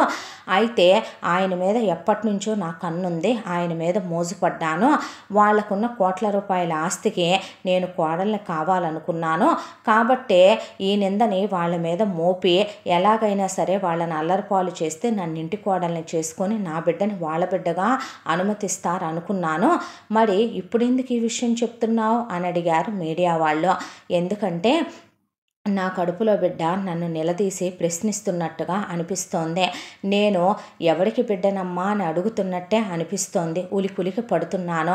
నా తల్లిదండ్రులు, నా వంశం, నా గోత్రం, నా కులం చాలా నీతిమంతమైనవే. అలాంటి తల్లిదండ్రుల్ని మోసం చేసి పెళ్లి కావలసిన చెల్లెల్ని పెట్టుకొని నేను ఇలాంటి తప్పుడు ద్రోవ తొక్కి రేపొద్దున ఒకరితో నేను గర్భవతినయ్యి మరొకళ్ళకి నేను ఈ బిడ్డని బిడ్డగా చేయాలనుకున్నా ఆయన అంగీకరించే నాకు ప్రతిభిక్ష పెట్టినా ఆ తర్వాత అయినా సరే ఆ బిడ్డ నన్ను జీవితంలో క్షమించదు. అలాంటి మంచి వాళ్ళని ఎప్పుడూ నిందించకూడదు, వాళ్ళని నడివీధికి లాగకూడదు. భానుమూర్తి గారు ఎన్నో గొప్ప పనులు చేస్తారు, వాళ్ళకి ఫౌండేషన్ ఉంది, ఎంతోమంది కాళ్ళు చేతులు లేని వాళ్ళకే ఆయన అవయవ దానాలు చేస్తూ విమలా మేడం ఎంతోమంది ఆడపిల్లలకి సామూహిక వివాహాలు చేసి చదువులు చెప్పించి ఉద్యోగాలు ఇస్తూ ఉంటారు. ఇక అనిల్ సార్ అయితే ఎంతోమంది ఆడపిల్లల్ని రోజుకు 10-15 మందిని సొంత చెల్లెళ్ళలాగా ఆదరించి వాళ్ళకి చదువుకోవటానికి ధన సహాయం చేస్తూ ఉంటారు. అలాంటి కుటుంబానికి చెడు తలపెడితే నేను సర్వనాశనం అయిపోతాను అనిపించింది. నాకు ఒక చెల్లెలుంది, నా కడుపులోనూ ఒక బిడ్డ ఉంది, నాకు తల్లిదండ్రులు ఉన్నారు, ఆ పాపం 7 జన్మలకి వదలదని నేనే ఒప్పుకుంటున్నాను అని చెప్పింది సడి సరిత. మీడియా వాళ్ళు కాండ్రిచ్చి ఉమ్మూసి సునీతని నువ్వెవరిని పడుతున్నా, నువ్వు కూడా ఎవడో ఒకరిని పట్టి ఇలాగే చేయి మాకు మీ అక్కలాగా, నువ్వన్నా పద్ధతిగా ఉండు, చిచ్చి మీరు ఒక అమ్మా నాన్నలా అసలు కూతురు చెప్పిన దాంట్లో తప్పెంత ఒప్పెంత అనేది ఆలోచించుకోకుండా నమ్మి అలాంటి మంచి కుటుంబాన్ని వీధిపాలు చేస్తారా అని వెళ్తే లాయరు కోర్టులో హాజరుపరిచి కేసు కొట్టేయించి వీళ్ళ చేత కేసు వెనక్కి తీసుకునేలా చేశాడు. వెంటనే భానుమూర్తి భార్య ₹1,00,00,000 చెక్కు కమలారమణలకు పడేసి దాంతోపాటు ఒక 100 కాసులు బంగారం పడేసిందే. ఆ పిచ్చబ్బాయికి ఇచ్చి సడితని పెళ్లి చేసి ఆ ₹1,00,00,000 డబ్బులు వీళ్ళ దగ్గరే ఉంచుకొని అత్తారింటికి సాగనంపారు పెద్ద కూతుర్నే.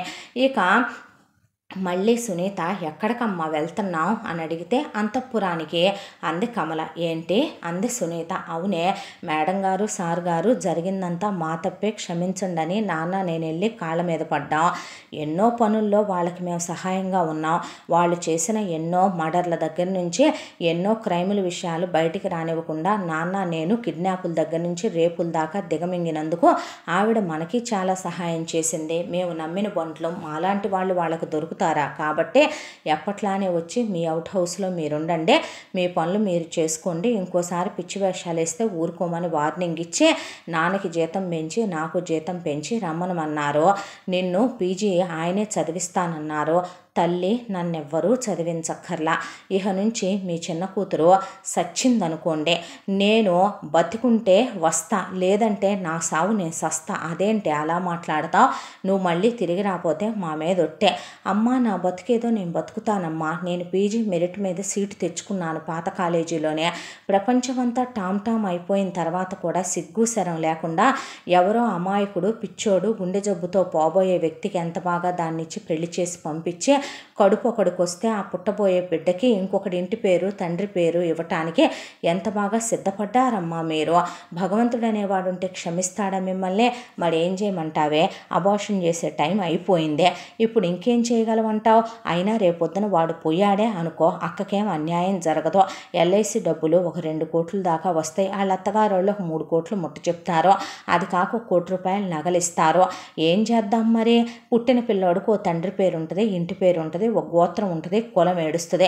అలా కాకుండా పరువు తీసుకుందామంటావా? పరువు లాంటి పెద్ద పెద్ద మాటలు మీరు మాట్లాడొద్దని సునీత స్నేహితులు ఏమనుకుంటారో, చుట్టుపక్కల జనాలు ఏమనుకుంటారో, ఇప్పటికే పరువంతా పోయింది అనుకుంటూ మొత్తానికి బ్యాగ్ తీసుకొని నేను ఇప్పుడే అంతఃపురంలోకి రాను, నేను కాలేజీకి వెళ్ళిపోతున్నానని చెప్పి తిరిగి తనంతకుముందు చదువుకున్న కాలేజీలో పీజీ వరకు ఉంటే ఎంట్రన్స్ రాసుకుంది కాబట్టి అక్కడికే వెళ్ళిపోయింది. పీజీకి వెళ్ళి కాలేజీలో జాయిన్ అయింది, హాస్టల్లో జాయిన్ అయింది.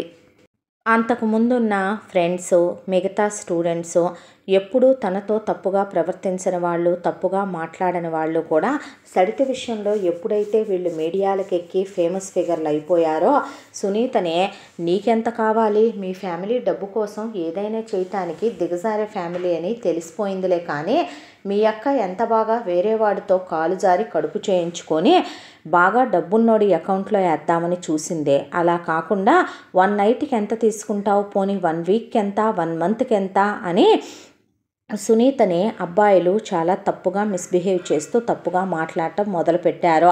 అమ్మాయిలు ఒకవైపున ఏ నోట్స్ అడిగినా ఏది తీసుకున్నా అమ్మో మా మమ్మీ డాడీ ఒకటే చెప్పారమ్మా నీతో మాట్లాడొద్దని, నీలాంటి వాళ్ళతో ఫ్రెండ్షిప్ చెయ్యొద్దని. ఏమోనమ్మా నాకు అసలే మా అన్నయ్య ఉన్నాడు, నాకు అసలే పెళ్లి కుదరబోతుంది, నీలాంటి వాళ్ళతో స్నేహాలు చేశామంటే మేము ఎలాంటి వాళ్ళమో అనుకుంటే ఏంటి విషయం అని ఒకవైపున ఆడవాళ్ళు. చివరికి లెక్చరర్లు కూడా గుసగుసగా మాట్లాడుకోవటం మొదలుపెట్టారు. అంత దాంట్లో సునీత మనసులో మనిషిలో ఉండేది కాదు. ఒక రోజున కొంతమంది అబ్బాయిలు కలిసి సునీతతో చాలా తప్పుగా బిహేవ్ చేయబోతే అప్పుడు రవీంద్ర వచ్చి వాళ్ళని కొట్టి అక్కడే ఉన్నటువంటి లెక్చరర్లతో సహా మిగతా అమ్మాయిలందరికీ మనుషుల పశువుల మీరు, కుటుంబంలో ఎవరో ఒకళ్ళు తప్పు చేస్తే ఏదో ఒకటి జరిగితే అందులో తప్పొప్పులేంటి నిజాలేంటి మనకు తెలియకుండా సాటి మనుషులం అయ్యుండి ఒక మనిషిని మానవత్వంతో ఆదరించాల్సిందే, అర్థం చేసుకోవాల్సిందే పోయి అయినా ఇది కాలేజీకి సంబంధించిన విషయమా, స్టూడెంట్స్కి సంబంధించిన విషయమా, ఎడ్యుకేషన్కి సంబంధించిన విషయమా, అలాంటిది తను ఇన్వాల్వ్ చేసి తనతో తప్పుగా బిహేవ్ మిస్బిహేవ్ చేయటం ఏంట్రా రాస్కిల్స్, మీ ఇంట్లోనూ అమ్మలు అక్కలు చెల్లెళ్ళు లేరా? ఆడదే ఆడదానికి శత్రువని అసలు ఎలా ఆడజన్మెత్తి పీజీల దాకా చదువుకోవటానికి వచ్చారే బయట ప్రపంచంలోకి మీరు? తనతో మాట్లాడితేనే మైలపడిపోయేటట్టయితే ఎంతమంది మీలో నాకు ఇన్స్టాగ్రాముల్లో స్నాప్చాట్లో మెసేజ్లు చేసి వాట్సాప్లో వన్ నైట్ స్టాండ్కి రావటానికైనా రెడీ అని చెప్పిన వాళ్ళు ఎంతమంది ఉన్నారో, ఎంతమంది అబ్బాయిలతో పబ్బులకి క్లబ్బులకి లాడ్జీలకి వెళుతున్నారో మీ చరిత్రలు నేను బయట పెడితే అప్పుడు మీ అమ్మా నాన్నల పరుమేమవుద్ది? అప్పుడు మిమ్మల్ని చేసుకుంటానన్న ఏ బాయ్ ఫ్రెండ్ వచ్చి మిమ్మల్ని చేసుకుంటాడో నేను చూస్తాను. ఎవరే అంతోటి పతివ్రతలు ముట్టుకుంటే మాసిపోయి మాట్లాడితే ఇదైపోయే వాళ్ళు లెక్చరర్లు జెంట్ లెక్చరర్లు లేడీ లెక్చరర్లతో కలిసి సినిమాలకి షికార్లకి చాటింగులకి రెడీగా ఉంటారు. ఇలాంటిది ఏదన్నా జరిగితే మాత్రం బావి వరుసలు మర్చిపోయి స్టూడెంట్ మనకన్నా చిన్నదని, తల్లి తండ్రి గురువు దైవం అని గురువుని తల్లి తండ్రి తర్వాత గురువుకి ముందు స్థానంలో ఉంచారనేది కూడా మర్చిపోయి చివరికి సెటైర్లు వేస్తూ ఇండైరెక్ట్గా ఆ అమ్మాయితో ఎంత మిస్బిహేవ్ చేస్తున్నారో నేను చూడట్లేదు అనుకుంటున్నారు కావాలా? నేనేంటో నా బ్యాక్గ్రౌండ్ ఏంటో మీకు బాగా తెలుసు. అనవసరంగా తన జోలికి వచ్చినట్టున్నా తన్నేమైనా అన్నట్టున్నా నాలో మరో మనిషిని చూస్తారని సునీతని తీసుకెళ్ళిపోయాడు అక్కడి నుంచి రవీంద్ర. ఆ రోజు నుంచి ఎవరూ ఏమీ అంటం మానేశారు సునీతనే. ఒకవేళ ఎవరన్నా అనుకున్నా నాకు అనవసరం. నా చదివే నాకు ఆయుధం. చదువుకోవాలి, ఉద్యోగం తెచ్చుకోవాలి. ఆ తర్వాత అలాంటి తల్లిదండ్రులకి దూరంగా వెళ్ళిపోయి ఎక్కడో చోట ప్రశాంతంగా తన బతుకు తను బతకాలి అనుకుంది. ఆ తర్వాత 2 సంవత్సరాల పీజీ అలా గడిచిపోవటం. ఈ 2 సంవత్సరాల్లో 2 లక్షల సార్లు రవీంద్ర ఐ లవ్ యూ చెప్పటం, పెళ్లి చేసుకుందామంటాం. జరిగిన దాంట్లో నీ తప్పు లేదని నాకు తెలుసని, నువ్వు నిప్పు లాంటి దానివని, నీ క్యారెక్టర్ మీద ఎవరైనా నింద వేస్తే ఆకాశం మీద ఉమ్మినట్టేనని, అది వాళ్ళ ముఖం మీదే పడుతుందని, జనాల నేచర్ ఏంటో తెలుసా? ఒకళ్ళ వైపు ఒక వేలు చూపిస్తూ మన వైపు చూపించి 3 వేళ్ళు 4 వేళ్ల గురించి మర్చిపోతూ ఉంటారు. గుడివింద గింజ దాని నలుపు అది ఎరగదని ఎంతసేపు మన జనాలకే పక్కింటి పురాణాలు ఎదురింటి పురాణాలు కావాలి. ఇండియన్ సైకాలజీయే అంత. మన వాళ్ళు ఈ జన్మకి మారరు సునే. నేను మా అమ్మా నాన్నలకి జరిగిందంతా చెప్పాను. వాళ్ళు అర్థం చేసుకున్నారు. నిన్ను కోడలుగా స్వీకరించడానికి సిద్ధంగా ఉన్నారు. కావాలంటే మా మమ్మీతో మాట్లాడు అని రవీంద్ర ఫోన్ చేసి వాళ్ళ అమ్మతో మాట్లాడిచ్చాడు సునీతని. మాట్లాడిస్తే అంకుల్ లేరమ్మా, బిజినెస్ పని మీద బయటికి వెళ్ళారు. అబ్బాయి అంతా చెప్పాడు. అందులో నీ తప్పే ఉందమ్మా. అయినా మాకు కావాల్సిందే నువ్వు నీ మంచితనం. కానీ నీ ఫ్యామిలీలో ఏదో ఒక తప్పు జరిగి ఏదో ఒక చెడు జరిగిందనుకో, దాన్ని నీ మీద ఆపాదించేంత నీచులం మూర్ఖులం మేం కాదమ్మా అని చాలా మార్ధవంగా మాట్లాడింది రవీంద్ర తల్లే.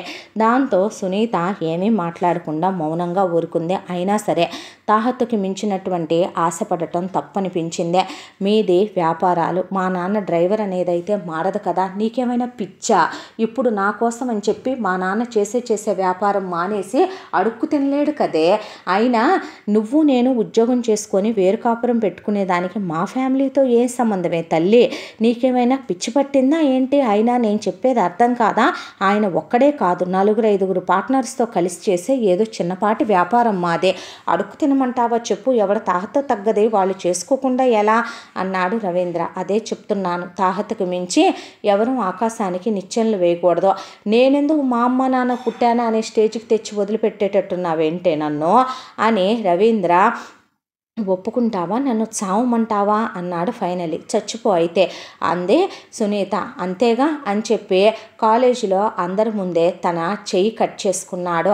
1, 2, 3, 4, 5 అలా 5-6 సార్లు కట్ అయ్యేంత వరకు కూడా సునీత మనసు కరగలేదు. ఆ తర్వాత పిచ్చి పట్టిందా నీకు అనేసరికి రవీంద్ర కళ్ళు తిరిగి పడిపోయాడు. హాస్పిటల్కి తీసుకెళ్తే సివియర్గానే కట్ అయిందని చెప్పి కట్టుకట్టి డాక్టర్లు బ్లడ్ ఎక్కించాల్సి వస్తుందంటే ఫ్రెండ్స్ బ్లడ్ బ్యాంకుల చుట్టూ తిరిగి బ్లడ్ తీసుకొచ్చి రవీంద్రకి ఎక్కించారు. ఆ తర్వాత సునీత రవీంద్రని చెంప మీద కొట్టిందే. ఇప్పటికైనా నా ప్రేమ నమ్ముతావా? నన్ను అర్థం చేసుకుంటావా? ప్లీజ్ సునే, నువ్వు లేనిది నేను బ్రతకలేను. నువ్వు నా దేవతవే. నేను నిన్ను ఆరాధిస్తున్నాను. గుండెల్లో గుడి కట్టి 5 సంవత్సరాల్లో నిన్ను తప్ప ఇంకొక అమ్మాయి వైపు కన్నెత్తి చూశానా? నాకు ఏదైనా చెడు అలవాటు తప్పుడు అలవాటు ఉందని ప్రూవ్ చే అనేసరికి రవీందర్ ఫ్రెండ్స్ అంతా కూడా వాళ్ళ కుటుంబం చాలా మంచిది, అమ్మా నాన్నలు మంచోళ్ళు, ఏదో మీ యొక్క విషయం విషయంలో తప్పు జరిగిందంటే అందులో మీ యొక్క తప్పు కూడా ఉంది కదా సునీత. నువ్వు అలాంటి దానివి కాదు, వాడు అలాంటోడు కాదు. ప్రపంచం మొత్తం అలాగే ఉంటే భూమి బద్దలైపోదా చెప్పు. అయినా వాడు 5 సంవత్సరాలుగా నీకు తెలుసు. తప్పుడు పనులు చేసేవాడైతే నీతోనే చెయ్యాలి కదా. ఎప్పుడైనా ఎవరితో అయినా మిస్బిహేవ్ చేశాడా అని చెప్పేసరికి సునీత ఒక క్షణం పాటు మౌనం వహించింది. ఆలోచనలో పడింది. నిజమే కదా, రవీంద్ర తనకి 5 ఏళ్లుగా తెలుసు. ప్రేమిస్తున్నాను అని చెప్పిన రోజు నుంచి ఈ రోజు వరకు అతనెప్పుడు ఒక సిగరెట్ తాగటం చూడలేదు. ఒక పార్టీలకి, పబ్బులకి, క్లబ్బులకి వెళ్ళటం చూడలా. పట్టుమని గట్టిగా సినిమాలకి, షికార్లకి తిరిగినట్టుగా కూడా తను చూడలా. అమ్మాయిలతో ఎప్పుడూ అతి చనువుగా ఉండడు. స్నేహితులతో కూడా అబ్బాయిలతోనే మాట్లాడతాడు. అదే ఎంతవరకు అంతవరకే. తనేంటో, తన పనేంటో, తన చదువేంటో తప్ప మరొక లోకం, మరో ప్రపంచం తెలియదు. తన్నే ఆ రోజు ప్రేమిస్తున్నానన్నాడు, ఈ రోజు వరకు తన మీదే ప్రేమ అన్నాడు. 5 సంవత్సరాలు తన కోసం ఎదురు చూశాడు. తన అమ్మతో మాట్లాడిచ్చాడు. కుటుంబంతో మాట్లాడానని చెప్తున్నాడు. బహుశా తనే తప్పుగా ఆలోచిస్తోందా, తనే అతన్ని కావాలని నిందిస్తోందా, ఎంతసేపు అక్క కోణంలో నుంచి ఆలోచిస్తోంది తప్ప అతను ఒక మనిషి, అతనికి ఒక మనసు ఉంటుంది, అతనికి ఒక మంచి కుటుంబం ఉంది. తను ఆదరించి కోడలిగా కాదు కూతురుగా చూసుకుంటానని వాళ్ళ అమ్మగారు అంత నమ్మకంగా మాట్లాడి చెప్పారు. ఆవిడ మాటల్లో ఎక్కడ నటన ఉన్నట్టు అనిపించలేదు. అలాంటిది ఎందుకు మంచివాడైన రవీందర్ని వదిలేసుకోవాలి? అయినా తనేమి క్రైములు చేసే ఫ్యామిలీలో పుట్టినోడు కాదు. వాళ్ళేదో చిన్నపాటి వ్యాపారాలు చేసుకొని బ్రతికేవాళ్ళు. తనన్నదే నిజమే కదా. మనకి ఒకవేళ ఆస్తిపాస్తులు ఉండుంటే కనుక మన నాన్న ఏ వ్యాపారము, ఉద్యోగము చేసేవాడు. వీడు దరిద్రుడు కాబట్టి అలా డ్రైవర్గా చివరికి ఒకళ్ళ మోచేతి కింద నీళ్లు తాగుతూ చివరికి కూతుర్ని తార్చుకునే స్థాయికి దిగజారిపోయారు డబ్బు పిచ్చితో వీళ్ళు. అందరూ అలాగే ఉండరు కదా అనుకుని సరే అని ఐ లవ్ యూ టూ చెప్పింది రవీంద్రకి. అంతే.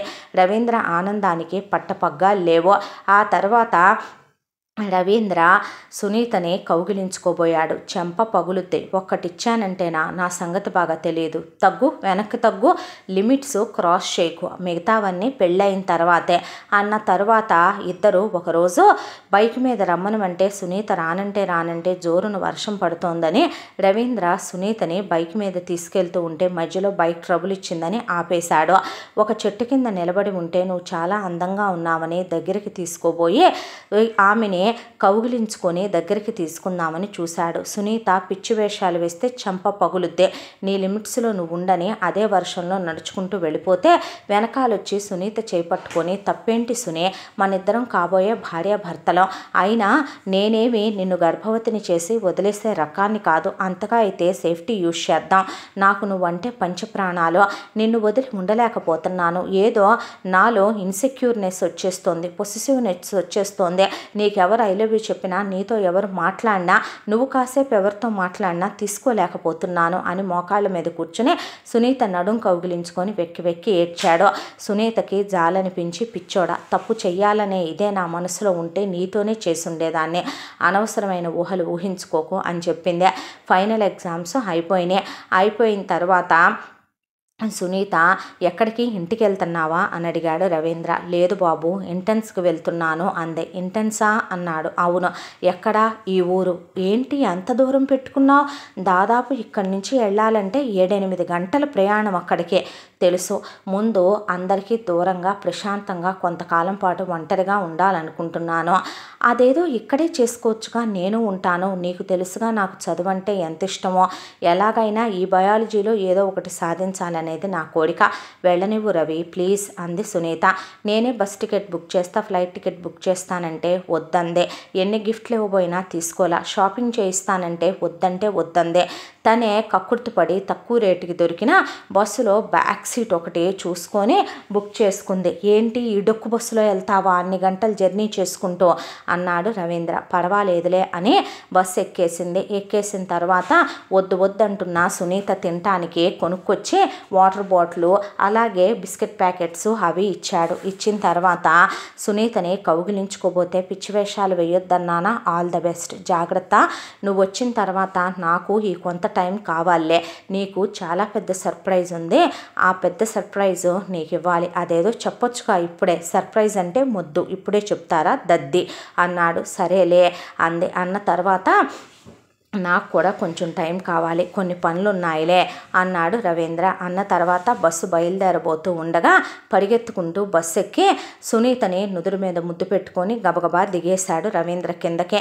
దిగిన తర్వాత నీకు మెసేజ్ వస్తుంది చూడు అంటే మెసేజ్లో 50,000 రూపాయలు అకౌంట్లో వేసినట్టు పడింది.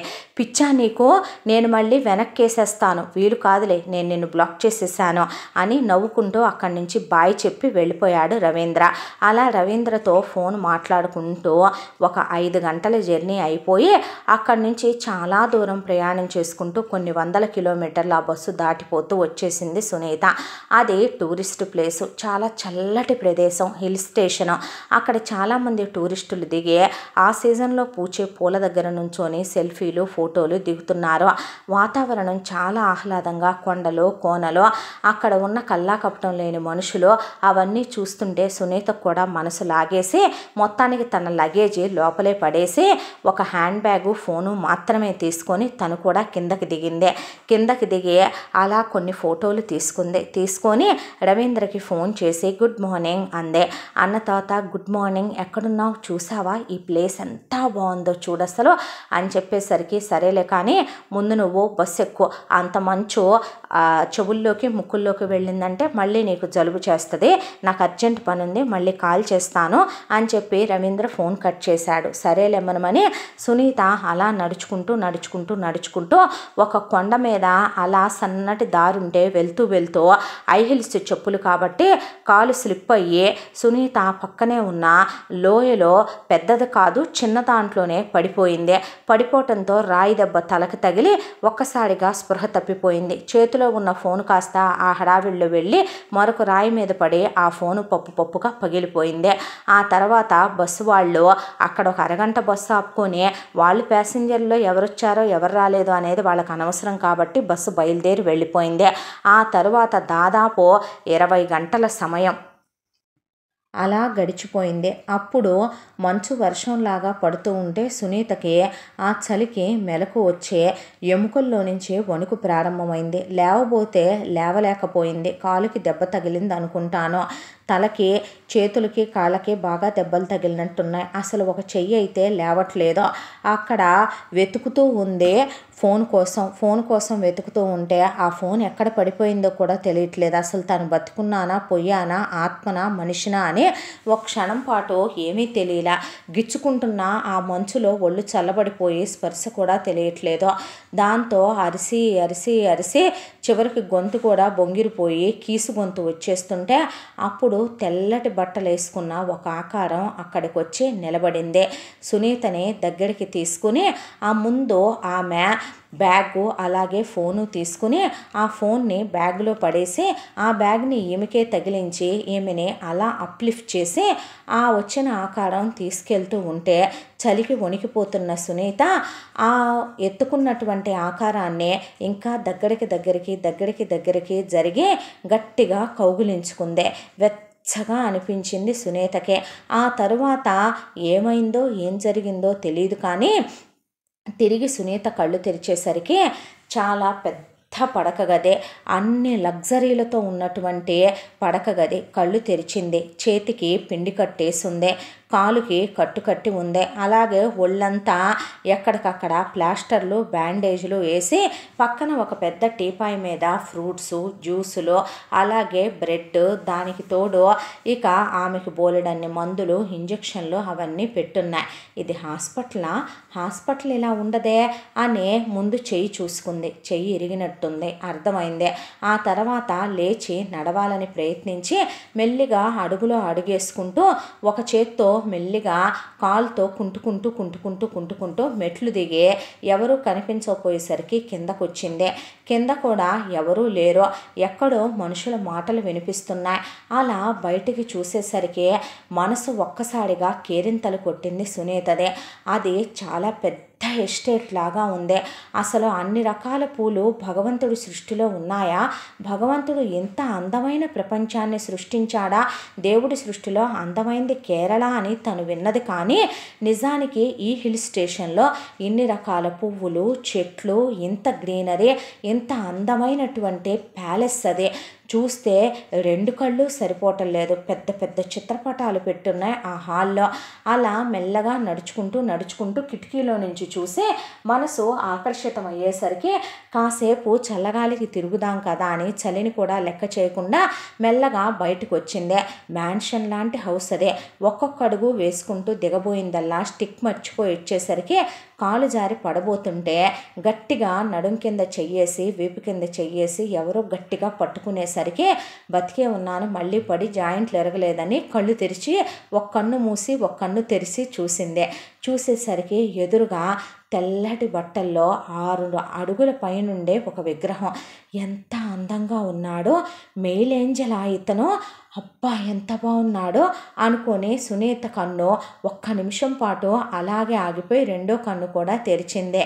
యువర్ సేఫ్, నువ్వు పడిపోలేదులే, నేను పట్టుకున్నాను అన్నాడు. అనేసరికి ఓహ్ థ్యాంక్ యూ, ఇది భూమి మీదేనండి, లేదంటే దీన్ని స్వర్గం అనేమైనా అంటారా అనేసరికి నవ్వి లేపి నుంచోపెట్టి అవును ఏంటి ఇలా వచ్చావు బయటికి అని అడిగితే ఏం లేదు, నిద్రలేచి చూశాను, హాస్పిటల్ అట్మాస్ఫియర్ లాగా లేదు, దాంతో ఏంటంటే చల్లగా అనిపించిందండి. అలా బయటకు వచ్చి చూస్తే ఎవరూ కనిపించలేదు, మాటలు వినిపిస్తున్నాయి. కిటికీలో నుంచి చూస్తే అందంగా పచ్చగా ఈ పువ్వులు చెట్లు ఈ గ్రీనరీ కనిపించేసరికి మనసు లాగేసిందండి. ఆ పక్షులు, అక్కడున్న గుర్రాలు, వాటన్నిటినీ చూసి అలా ఏదో చిన్న వాకింగ్ అని కకృతిపడి వచ్చాను అంది సునీత. నువ్వు అప్పుడే లేచి తిరగకూడదు, నీకు చెయ్యి ఫ్రాక్చర్ అయింది, అలాగే కాలికి కూడా బాగా దెబ్బ తగిలింది. కాలు తగ్గటానికి నీకు ఒక 1 మంత్ వరకు పట్టుద్ది, చెయ్యి క్యూర్ అవటానికైతే ఇంకా ఎక్కువ టైమే పట్టుద్ది. మొత్తానికి ఒక 3-4 మంత్స్ దాకా పట్టొచ్చు నీకు పూర్తిగా క్యూర్ అవ్వటానికి. వారం రోజులు పడతాయి నీ ఒంటి మీద చిన్న దెబ్బలు మానటానికి అని చెప్పాడు అతను.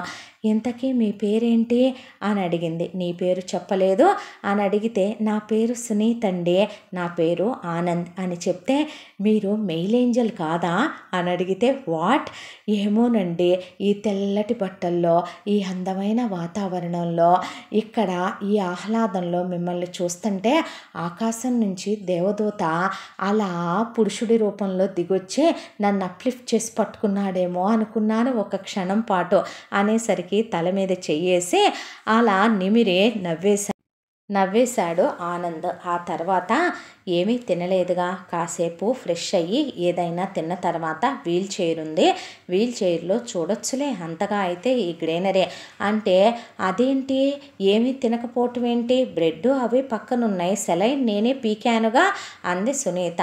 నువ్వు పడి ఎన్ని రోజులైందో తెలుసా నీకు అన్నాడు ఆనంద్. అనేపాటికి రాత్రేగా, కాదు 72 hours అయింది అని చెప్తే ఏంటి 3 రోజులు నేను పడుకోనే ఉన్నానా అంది సునీత. అంటే బాగా కొంచెం ఎక్కువ ఎఫెక్టివ్గా ఎక్కినట్టున్నావు కొండ.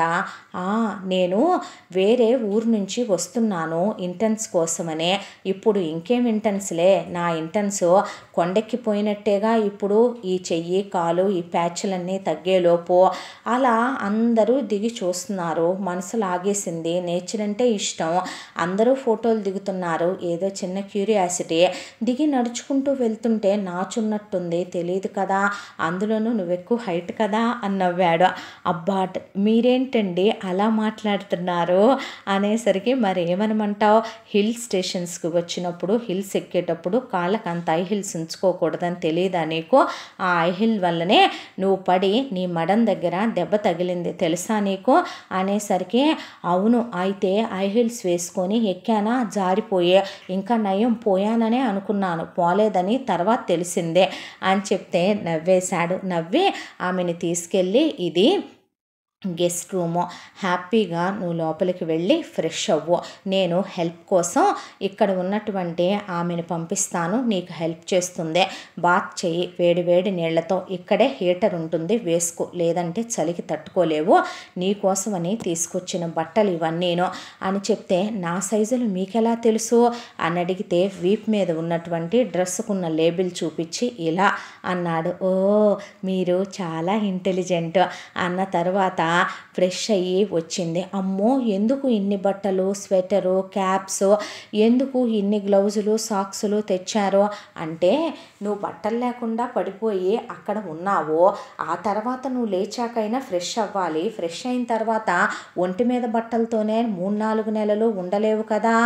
పోనీ నేను వెళ్ళిపోనా, నా ఫోన్ ఏమైంది, ఇదిగో పప్పుగా పగిలిపోయింది అని చెప్పాడు. అయ్యయ్యో ఫోన్ పగిలిపోయిందా అంటే, పోనీ నేను ఒక ఫోన్ చేసుకునేదా మీ వాళ్ళకా అని అడిగితే, నా కోసం ఎదురు చూసే మా వాళ్ళు ఎవరు లేరులే, కాకపోతే ఒక ఫోన్ కాల్ చేసుకోవాలి, ఇక్కడ ఫోన్ సిగ్నల్స్ ఉండవు, ఇక్కడి నుంచి మనం ఫోన్ మాట్లాడాలంటే 2 hours జర్నీ చేసి వెళ్ళాలి, అయితే పోనీ మెయిల్ చేసుకోవచ్చా అని అడిగితే, అప్పుడప్పుడు సిగ్నల్ మాత్రం వచ్చి వెళుతూ ఉంటుంది, నా ల్యాప్టాప్ ఉంది, ట్రై చేస్తానంటే చెయ్యి అని చెప్పి ల్యాప్టాప్ ఇచ్చాడు.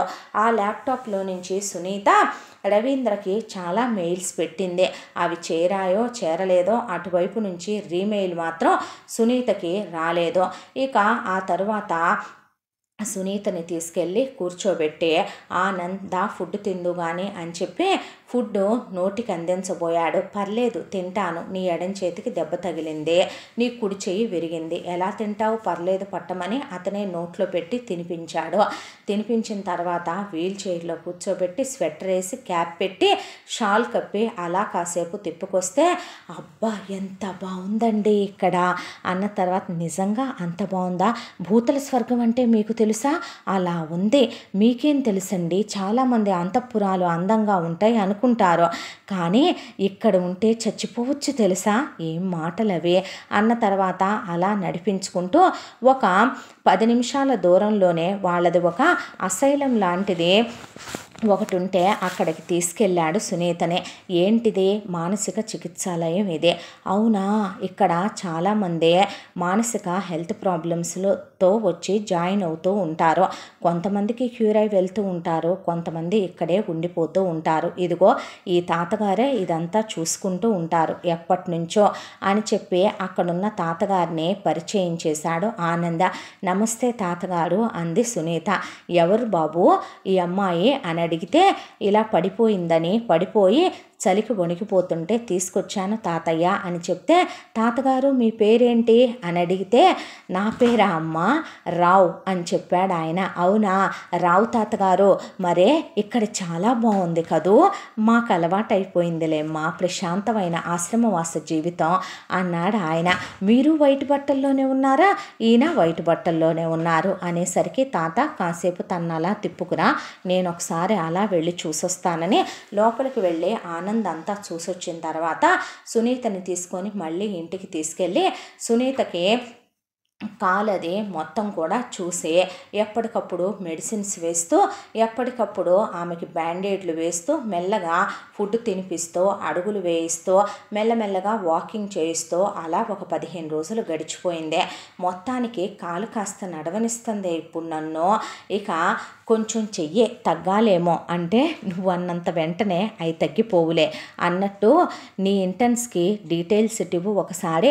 ఇంకెక్కడ ఇంటర్న్స్, నా ఇంటర్న్స్ గోవిందా, వాళ్ళు ఇంకెందుకు రాణిస్తారు నన్ను అంటే, నీ ఇంటర్న్స్కి వచ్చిన ప్రమాదం ఏమీ లేదులే, నీ ఇంటర్న్స్ బ్రహ్మాండంగా సాగిపోతుంది అని చెప్పాడు అతను. చెప్పేసరికి, ఎలా సాగిపోద్ది, నా ఇంటర్న్స్ సాగిపోద్దులే కానీ నువ్వు ముందు నీ డీటెయిల్స్ ఇవ్వు అనేసరికి ఇచ్చింది సునీత.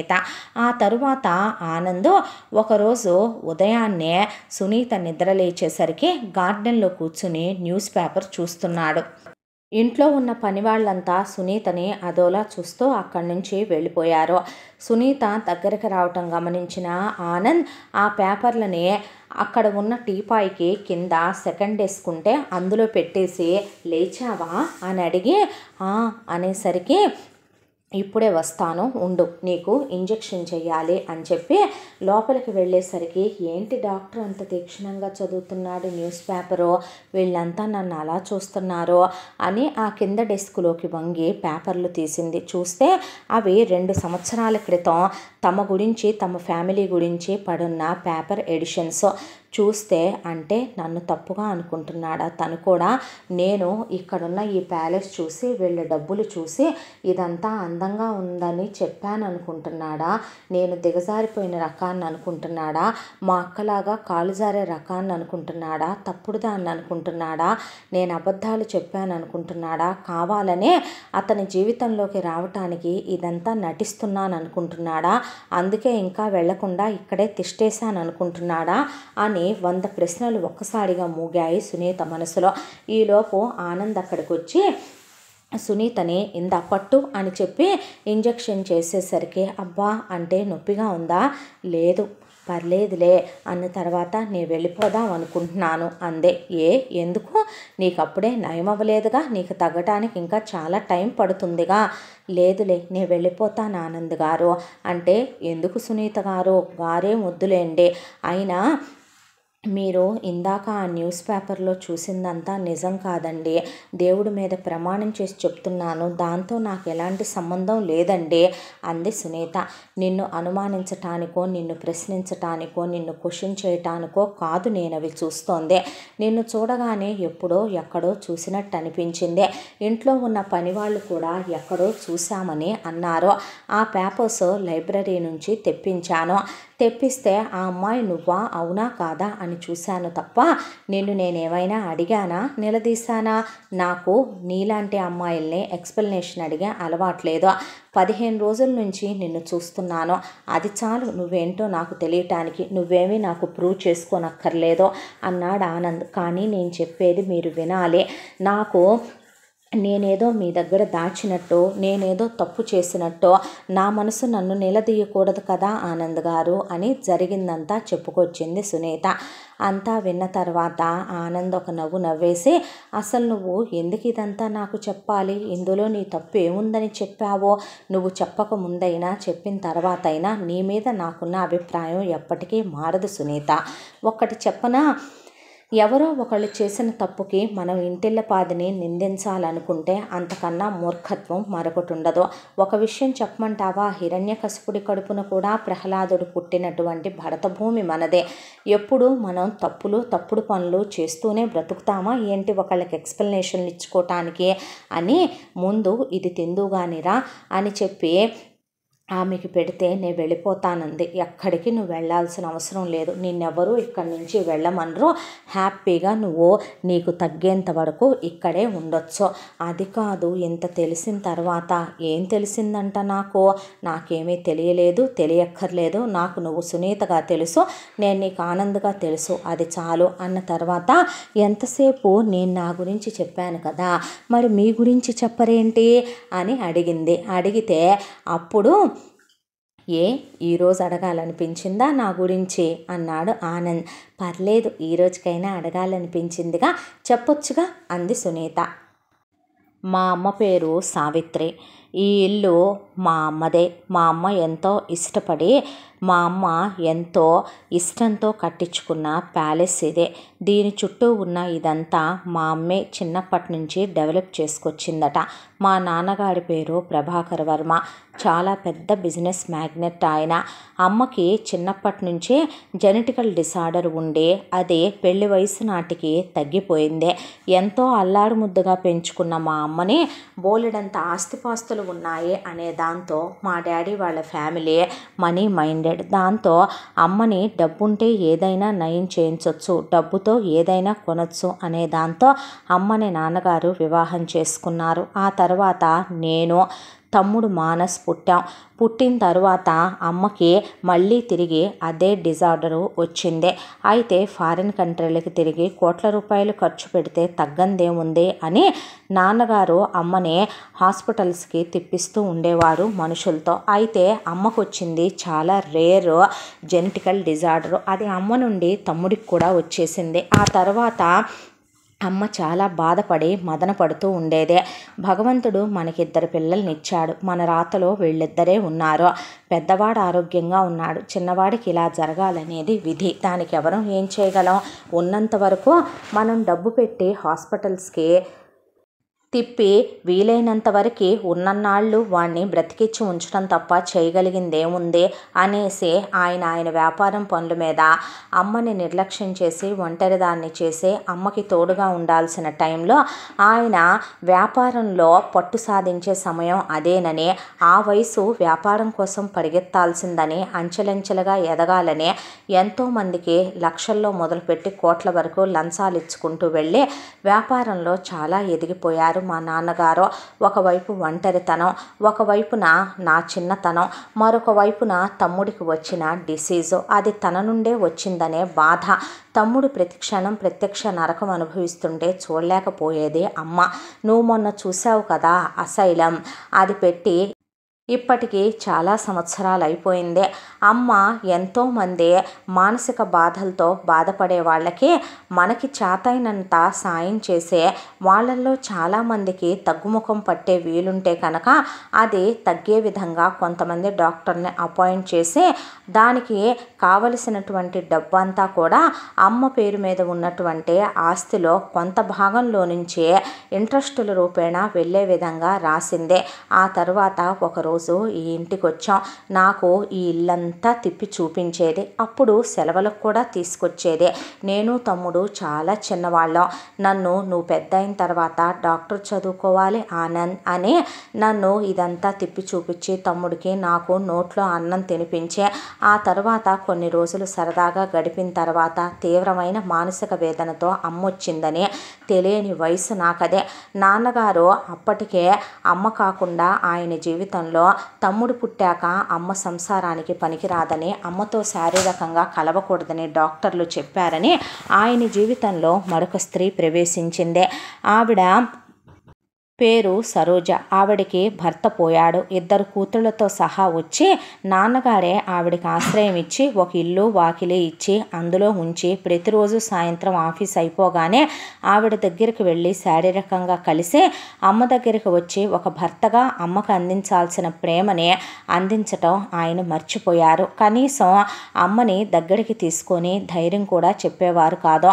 ఏ కాస్త ఒంట్లో బాలేదన్నా కూడా అమ్మని వెంటనే అంబులెన్సులు, ఖరీదైన డాక్టర్లు, ఖరీదైనటువంటి హాస్పిటళ్ళు, ట్రీట్మెంట్లని పంపించేసేవాళ్ళు. నానమ్మ తాతయ్య అమ్మని ఆరళ్ళు పెట్టేవాళ్ళేమీ కాదు. కాకపోతే వాళ్ళు పూర్తిగా డబ్బు మనుషులు. వాళ్ళు డబ్బుతో దేన్నైనా కొనగలం, ఏదైనా చేయగలం అనే తత్వం గల మనుషులు. నానమ్మ తాతయ్య ఒక యాక్సిడెంట్లో చనిపోయారు. మానసికంగా అమ్మ చాలా కుంగిపోయింది.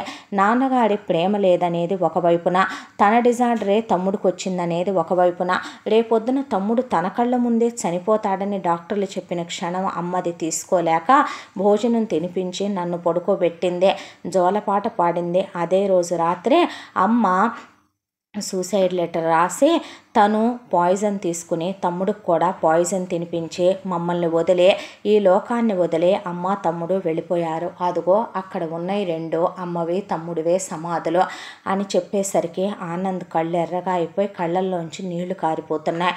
అది చూసిన సునీతకి ఏడుపు ఆగలేదు. దాంతో ఇక సునీత కళ్ళే తుడిచి ఓదార్చి బాధపడకు అన్న తర్వాత మీరు చాలా గ్రేట్ తెలుసా అన్న తర్వాత అమ్మ కోసమనే ఆ తర్వాత బాధని దిగమింగుకున్నాను. మళ్ళీ నా దగ్గరకు వచ్చేపాటికి అదే ఒంటరితనం. అయినా సరే హాస్టల్కి వెళ్ళాను, కష్టపడి చదువుకున్నాను. ఆ తర్వాత డాక్టర్ అయ్యాను, ఫారెన్ వెళ్ళాను, MD చేశాను, జెనెటికల్స్లోనే చేశాను. ఆ తర్వాత రీసెర్చ్ చేయాలనుకున్నాను, ఏదో సాధించాలనుకున్నాను. DNA గురించి ప్రత్యేకంగా చదవటం మొదలుపెట్టాను. తిరిగి వచ్చాను. నాన్నకి నేను డాక్టర్ చదవటం ఇష్టం లేదు, బిజినెస్ చేయమనమన్నారు. నేను మీ జీవితంలో దేనికి అడ్డు రాలేదో, అమ్మ కోరిక కలైనా ఇది నేను సాధించాలనుకుంటున్నాను, మీరు అడ్డం రావద్దు అన్నాను. ఆయన ప్రపంచం వేరు, నా ప్రపంచం వేరు. ఆయన ఇక్కడికి రారు. నేను ఇక్కడికి 2 గంటల దూరంలో చాలా పెద్ద ల్యాండ్ తీసుకునే ఒక 20 ఎకరాల ల్యాండ్లో చాలా పెద్ద హాస్పిటల్ ఒకటే కట్టించుకున్నాను. అందులో అన్ని రకాల వ్యాధుల్ని ట్రీట్ చేసే డాక్టర్స్ ఉంటారు. ఎన్నో రకాల జెనెటికల్ డిసీజెస్తో వచ్చే పసిబిడ్డల దగ్గర నుంచి ముసలి వాళ్ళ వరకు చాలా రకాలైనటువంటి వాళ్ళు జాయిన్ అవుతూ ఉంటారు. డబ్బులు ఇవ్వలేను అన్న వాళ్ళని నేను ఎప్పుడూ ఇబ్బంది పెట్టను. డబ్బులు ఉండి కూడా ట్రీట్మెంట్కి అలిమి కాని ఎన్నో జబ్బులకి కోటీశ్వర్లు కూడా వచ్చి అక్కడ జాయిన్ అవుతారు. వాళ్ళ దగ్గర నుంచి మాత్రం డబ్బులు తీసుకుని ఒకవైపున ఆ హాస్పిటల్ నడుస్తోంది. ఇక నా కింద ఎంతోమంది డాక్టర్స్ పనిచేస్తున్నారు. అంటే మీరు డాక్టరా డాక్టర్ అని అడిగింది సునీత. మరి ఏమనుకున్నావు, నన్ను నేను డాక్టర్లా కనిపించలేదా అన్నాడు ఆనంద్. అది కాదు, మరి నీ కాలుకి కట్టెలా కట్టాను, నీకు ఇంజక్షన్లు ఎలా చేస్తున్నాను అంటే ఇక్కడికి దూరంలో ఏదైనా హాస్పిటల్కి తీసుకెళ్తే ఆ డాక్టర్ చెప్పింది చెప్పినట్టు చేస్తున్నారేమో అనుకున్నాను అనేపాటికి నవ్వేశాడు ఆనంద్. లేదు, నాకు హాస్పిటల్ ఉంది అనేసరికి సారీ, ఎందుకు ఇప్పుడైనా డాక్టర్లా అనిపిస్తున్నానా, ఎందుకు అనిపించట్లా చెప్పారుగా మీరు నాకు అన్న తర్వాత మనుషుల్ని మనుషుల్లా అర్థం చేసుకోవాలనుకుంటాను నేను. జీవితంలో ఏదైనా ఒకటే ఉండాలంటారు నాన్న. అదే వ్యాపారంలో కూడా ఆయన చేసే పనులు అలా లంచాలు ఇవ్వటం, లంచాలతో వ్యాపారంలో ఎదగటం నాకు నచ్చదు. వ్యాపారం అన్నాక అంతే ఉంటుందంటారు. ఎవరైనా 10 ఫ్లోర్లకు పర్మిషన్ ఇస్తే 15 ఫ్లోర్లకి లంచాలు ఇచ్చి పర్మిషన్లు తెచ్చి రాబోయే రోజుల్లో ఎటు 15 ఫ్లోర్లే వస్తాయి నాన్న. కాకపోతే మనం డబ్బిచ్చి చేయించుకుంటున్నాం. నేనేం మర్డర్లు మానభంగాలు చేసి ఎవరిని బెదిరించి కిడ్నాపులు చేయట్లేదురా అని సమర్థించుకుంటారు. ఆ సరోజ కూతుళ్ళిద్దరికీ పెళ్ళిళ్ళు చేసేసి ఈయనే బాధ్యత తీసుకున్నాడు. ఆవిడ్ని పెళ్లి చేసుకోమని అమ్మపోయాక చాలామంది చెప్పారు, నేను చెప్పాను. కానీ జీవితంలో అమ్మ స్థానం ఎవరికి ఇవ్వలేనన్నారు ఆయన. ఎప్పటికీ సరోజ అమ్మ కాలేదన్నారు. ఉంపుడుగత్తె మెళ్ళో పవిత్రమైన అమ్మ మెళ్ళో కట్టిన తాళిని కట్టి భార్య స్థానాన్ని ఇవ్వలేనన్నారు. ఆయన ఫిలాసఫీలు నాకు నచ్చవు, నా సిద్ధాంతాలు ఆయనకి నచ్చవు. దాంతో ఇలా ఇక్కడికొచ్చి ప్రశాంతంగా అమ్మ జ్ఞాపకాలతో ఇక్కడ ఉంటే నాకు అమ్మతో తమ్ముడితో రోజు గడుపుతున్నట్టే ఉంటుంది. మనసు బాగోనప్పుడు అలా వెళ్ళి వాళ్ళిద్దరి సమాధి దగ్గర కాసేపు కూర్చుని వస్తాను. ఏదున్నా అలా వాళ్ళకి చెప్పుకోవటం అలవాటైపోయింది. హాస్పిటల్కి వెళ్తాను. ఎంతోమంది బ్రతకరు అనుకున్న వాళ్ళని 99% బ్రతికించడానికి ట్రై చేస్తాను. బ్రతికిన వాళ్ళ కళ్ళల్లో ఆనందం, మనసుకు చాలా సంతోషం అనిపిస్తుంది. బ్రతకలేని వాళ్ళు, బ్రతికించలేని వాళ్ళని చూసిన బాధ ఆ రోజు అన్నం కూడా తినాలనిపించదు. పోయిన అమ్మ తమ్ముడే కళ్ళ ముందు మెదులుతారు. ఇక నువ్వు చూసిన మానసిక చికిత్సాలయం, ఎంతోమంది ఎన్నో మానసిక బాధలతో అక్కడికి వస్తూ ఉంటారు. ప్రేమించి ప్రేమ భగ్నమైన వాళ్ళు కొంతమంది, పిల్లలు పోయి, భర్తలు పోయి, భార్యలు పోయి, రకరకాల మానసిక సమస్యలు, ఎన్నో రకాలైనటువంటి తీర్చలేని ప్రాబ్లమ్స్, వాళ్ళల్లో చాలా వరకు చాలామందికి క్యూర్ చేయించి పంపిస్తూ ఉంటాను.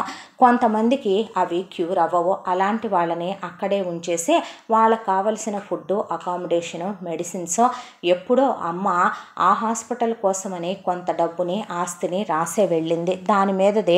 దానికే చేరుకునే విధంగా నేనే అకౌంట్స్ అయ్యి చూసి ఎప్పటికప్పుడు వాళ్ళకేమీ తక్కువ కాకుండా చూసుకుంటూ ఉంటాను. మెడిసిన్స్ అవి నేనే తెప్పించి ఉచితంగానే ట్రీట్మెంట్లు చేస్తూ ఉంటాం అక్కడ అని చెప్పాడు ఆనంద్. చేతులెత్తి దండం పెట్టింది సునీత. ఏంటిది, మిమ్మల్ని ఆ రోజు మెయిల్ ఏంజల్ అన్నాను డాక్టర్, కానీ మీరు నిజంగా మెయిల్ ఏంజలే. నిజంగా మీ అమ్మగారు దేవత, మీరు దేవుడు. ఎంత ఆస్తి ఉన్న మనుషులు చాలా కుంచితమైన స్వభావంతో, స్వార్థపూరితమైన మనసుతో ఉండేవాళ్ళనే చూశానేమో నేను, కానీ ఆకాశమంత మనసు మీదే. మీ అంత గొప్పవాళ్ళు ఈ భూమి మీద ఉంటారా అని నేనే నమ్మలేకపోతున్నాను తెలుసా డాక్టర్, కానీ నమ్మాలి కదూ అనేసిందే. అందుకే నీ ఇంటర్న్స్ నేను చూసుకుంటానన్నాను. రేపటి నుండి హాస్పిటల్కి వెళ్దాం ఇంటర్న్స్కి, నా దగ్గర నువ్వు ఇంటర్న్స్ చేద్దుగానే అన్నాడు ఆనంద్. నేనా మీ దగ్గర? నేను ఎంబీబీఎస్ చేయలేదు డాక్టర్, బయాలజీ స్టూడెంట్ నన్నా. పర్లేదులే, నా దగ్గర ఇంటర్న్స్ చేయాలన్నదే చాలా పెద్ద పెద్ద కాలేజీల్లో చదువుకునే మెడికల్ స్టూడెంట్స్కి ఒక కళ. అలాంటి వాళ్ళకు కూడా రాని అవకాశం నీకు వచ్చిందే, మిస్ చేసుకోకు. నువ్వు ఇచ్చే ప్రాజెక్టు నీ యూనివర్సిటీ మొత్తంలోనే ఎవడూ ఇవ్వడేమో, అలా నిన్ను ప్రిపేర్ చేసి పంపిస్తాను చూడు. నేను ఇంకేం మాట్లాడకు. జరిగిపోయిన విషయాల్ని దెప్పే అలవాటు, ఎంచే అలవాటు, వాటిని పద్దపద్దాకా డిగ్గింగ్ చేసే అలవాటు నాకు లేదు. జీవితం మనకి చాలా రకాల పాఠాలు, గుణపాఠాలు నేర్పుతూ ఉంటుంది. నాన్నగారు ఇక్కడికి రారు, సంవత్సరానికి ఒకసారి నేనే వెళ్ళి ఒక వారం 10 రోజుల పాటు ఉండి చూసొస్తూ ఉంటాను. ఆయన ప్రపంచం వేరు, నా ప్రపంచం వేరు. ఇది ప్రశాంతమైన ప్రపంచం. ఈ నిశ్శబ్దతలో, ఈ ప్రశాంతతలో ఆయన ఉండలేరు. ఆయన ఉండే కాంక్రీట్ జంగిల్లో స్వార్థపూరితమైన మనుషుల మధ్య నేను ఉండలేను. రేపటి నుండి వెళదాం, సిద్ధంగా ఉండో. ఇక నాకు కాసేపు అసైలం దాకా వెళ్ళొచ్చే పనుంది. రావు తాతయ్య మొత్తం చూసుకుంటారు అక్కడ. అప్పుడప్పుడు నేను వెళ్ళటం తప్ప నాకు పెద్ద పనేమీ ఉండదు. అక్కడ డాక్టర్స్ కూడా ఉండి చూసుకుంటూ ఉంటారు. వీక్లో కనీసం ఒక 4-5 టైమ్స్ వెళ్తూ ఉంటాను. ఈరోజు వెళ్ళాలి. ఈలోపు నువ్వు కాస్త నీకు చెప్పిన చిన్న చిన్న ఎక్సర్సైజులు చేసుకుంటూ ఉండు అన్నాడు ఆనంద్. డాక్టర్ నేను వస్తాను మీతో పాటు అంటే, నేను వెళ్ళనా ఉండనా అంది సునీత. నేను ఇప్పటి వరకు నీకు చెప్పిందేంటి అన్నాడు ఆనంద. అయితే కొన్నాళ్ళైనా సరే ఈ భూతల స్వర్గంలో ఉంటాను డాక్టర్. మళ్ళీ రాగలనో లేదో చూడగలనో లేదో అంది సునీత. ఎందుకు రాలేవు, ఎందుకు చూడలేవు? భూమి మీదే ఇంకా మనం ఉందే, ఏం పర్వాలా. నువ్వు ఎప్పుడు కావాలంటే అప్పుడు రావచ్చు, ఎన్నాళ్ళు కావాలంటే అన్నాళ్ళు ఉండొచ్చని తన వెంట పెట్టుకొని అలా అసైలం వైపు సునీతని తీసుకొని బయలుదేరాడు ఆనంద్. ఇంతటితో అంతఃపురం మొదటి భాగం పూర్తి. ముగింపు భాగంతో మళ్ళీ కలుసుకుందాం. తప్పకుండా మన ఛానల్ని లైక్ చేయండి, షేర్ చేయండి, సబ్స్క్రైబ్ చేయండి, బెల్ ఐకాన్ క్లిక్ చేసి ఆల్ అనే బటన్ని ప్రెస్ చేయడం మర్చిపోకండి. ఈ కథను మనకు అందించిన కథా రచయిత్రి జి. యామిని శ్రీనివాస్ గారు. Thank you.